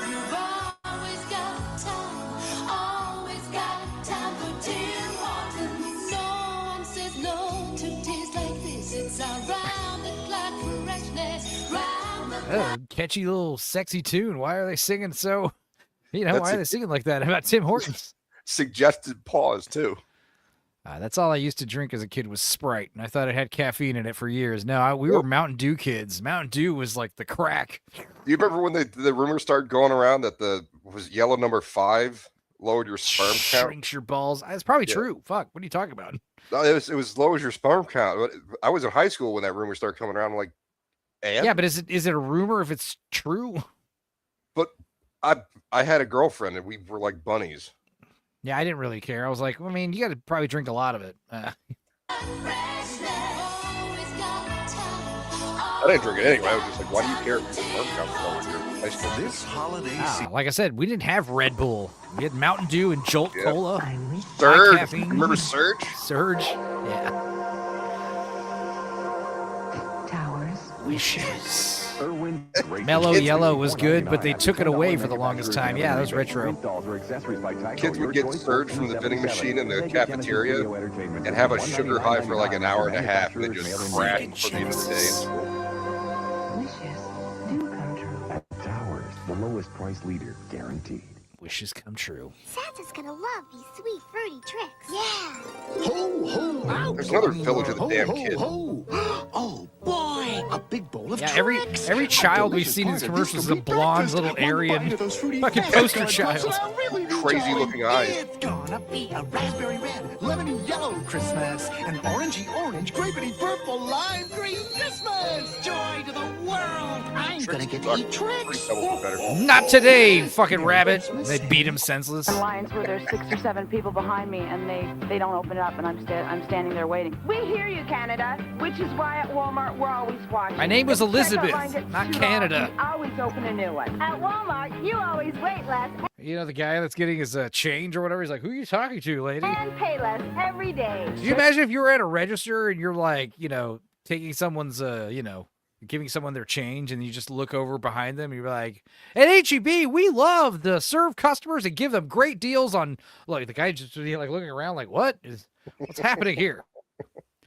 On a Braun 10-cup coffee maker, just $37.97. Oh, wasn't it Norelco making coffee makers? I didn't know that. Put Georgian Tree at What the only fuck? $9.97. I have a Norelco beard trimmer. I guess they make coffee too. That's great. You know, it'd be sick if you had a kid and they wanted for Christmas was a Christmas tree in their house. You'd be like, "Oh, hell yeah. 2 birds. 2 birds, 1 stone." No. What was it? Like, you got funny videos of a little kid getting like a corn on the cob for Christmas. Yay, corn. Kids are dumb. They're in the shapes of little portals. And when you walk, they bark. Shopping for the holidays? That sounds Dave terrible. Thomas wants to kill that woman. Yeah, He's he's like, nodding "Get up and down, thinking about Get ways away to from me, strangle her." lady. I'm a goddamn hamburger millionaire. Fuck off. In the shapes of little portals. And when you walk, they bark. Shopping for the holidays? Come to Wendy's for a Monterey Ranch chicken sandwich. It's a seasoned whole breast fillet, processed just Monterey slaps Jack, the and ranch Snickers out of dressing her with hand and bacon. gives her At least coupons you'll to get Wendy's. one thing you like this holiday. Who's that voice actor, Slippers, you know? not Snickers. Also, yeah. Monterey Jack and check out ranch dressing with bacon. At least you'll Dave Tamas looks so sad and miserable. You know, why did I buy it? I can't say no. get one thing. But you also like look this at his cute huge baggy high waters. holiday. Those old man pants. He's a cajillionaire looking sad like that. They put me in another commercial. I just want to sit at home with my grandkids. holidays. Come to Remember we were watching the commercial the other day on Dolly Parton Smoky Mountain Christmas? It was like, Italian dressing has oil, vinegar, but ours has a dash of ranch. And it was like Why are you wind chimes describing played. lingerie? Exactly. That's how she sounded. All right, guys. I guess we're going to wrap it up. Wait, we got about, 3.5 minutes. So we'll play us out with a video. I got a story that's going to take 3.5 minutes. No. We're going to play us out with Christmas breakfast. What do you got to go? Say something quick. What do you declare? We went to this festival, a local festival way outside Tampa. There was just this big open field, and they had real deer there. They were like elk, and we were looking at them, and they're all dressed up and everything, pretty cool. And my dad says, "I guess we know that Rudolph is the only boy," and everyone in the group looked and went, "Oh." It's this giant elk dick hanging down. All right. Well, I guess we'll be at Lance's show. I will. What are you going to be doing, Boosh? I don't know. There's right. supposed to be something going on, but I haven't. Well, gotten Lance's show right now, and then what's it? AJ's show tonight. I'll be there later at 10, and hopefully we'll be eating Grinch meals. So that'll be fun. All right, stick around, and I'll play us out, and we'll see you guys over at Lance's. Talk about Rob Reiner and other stuff.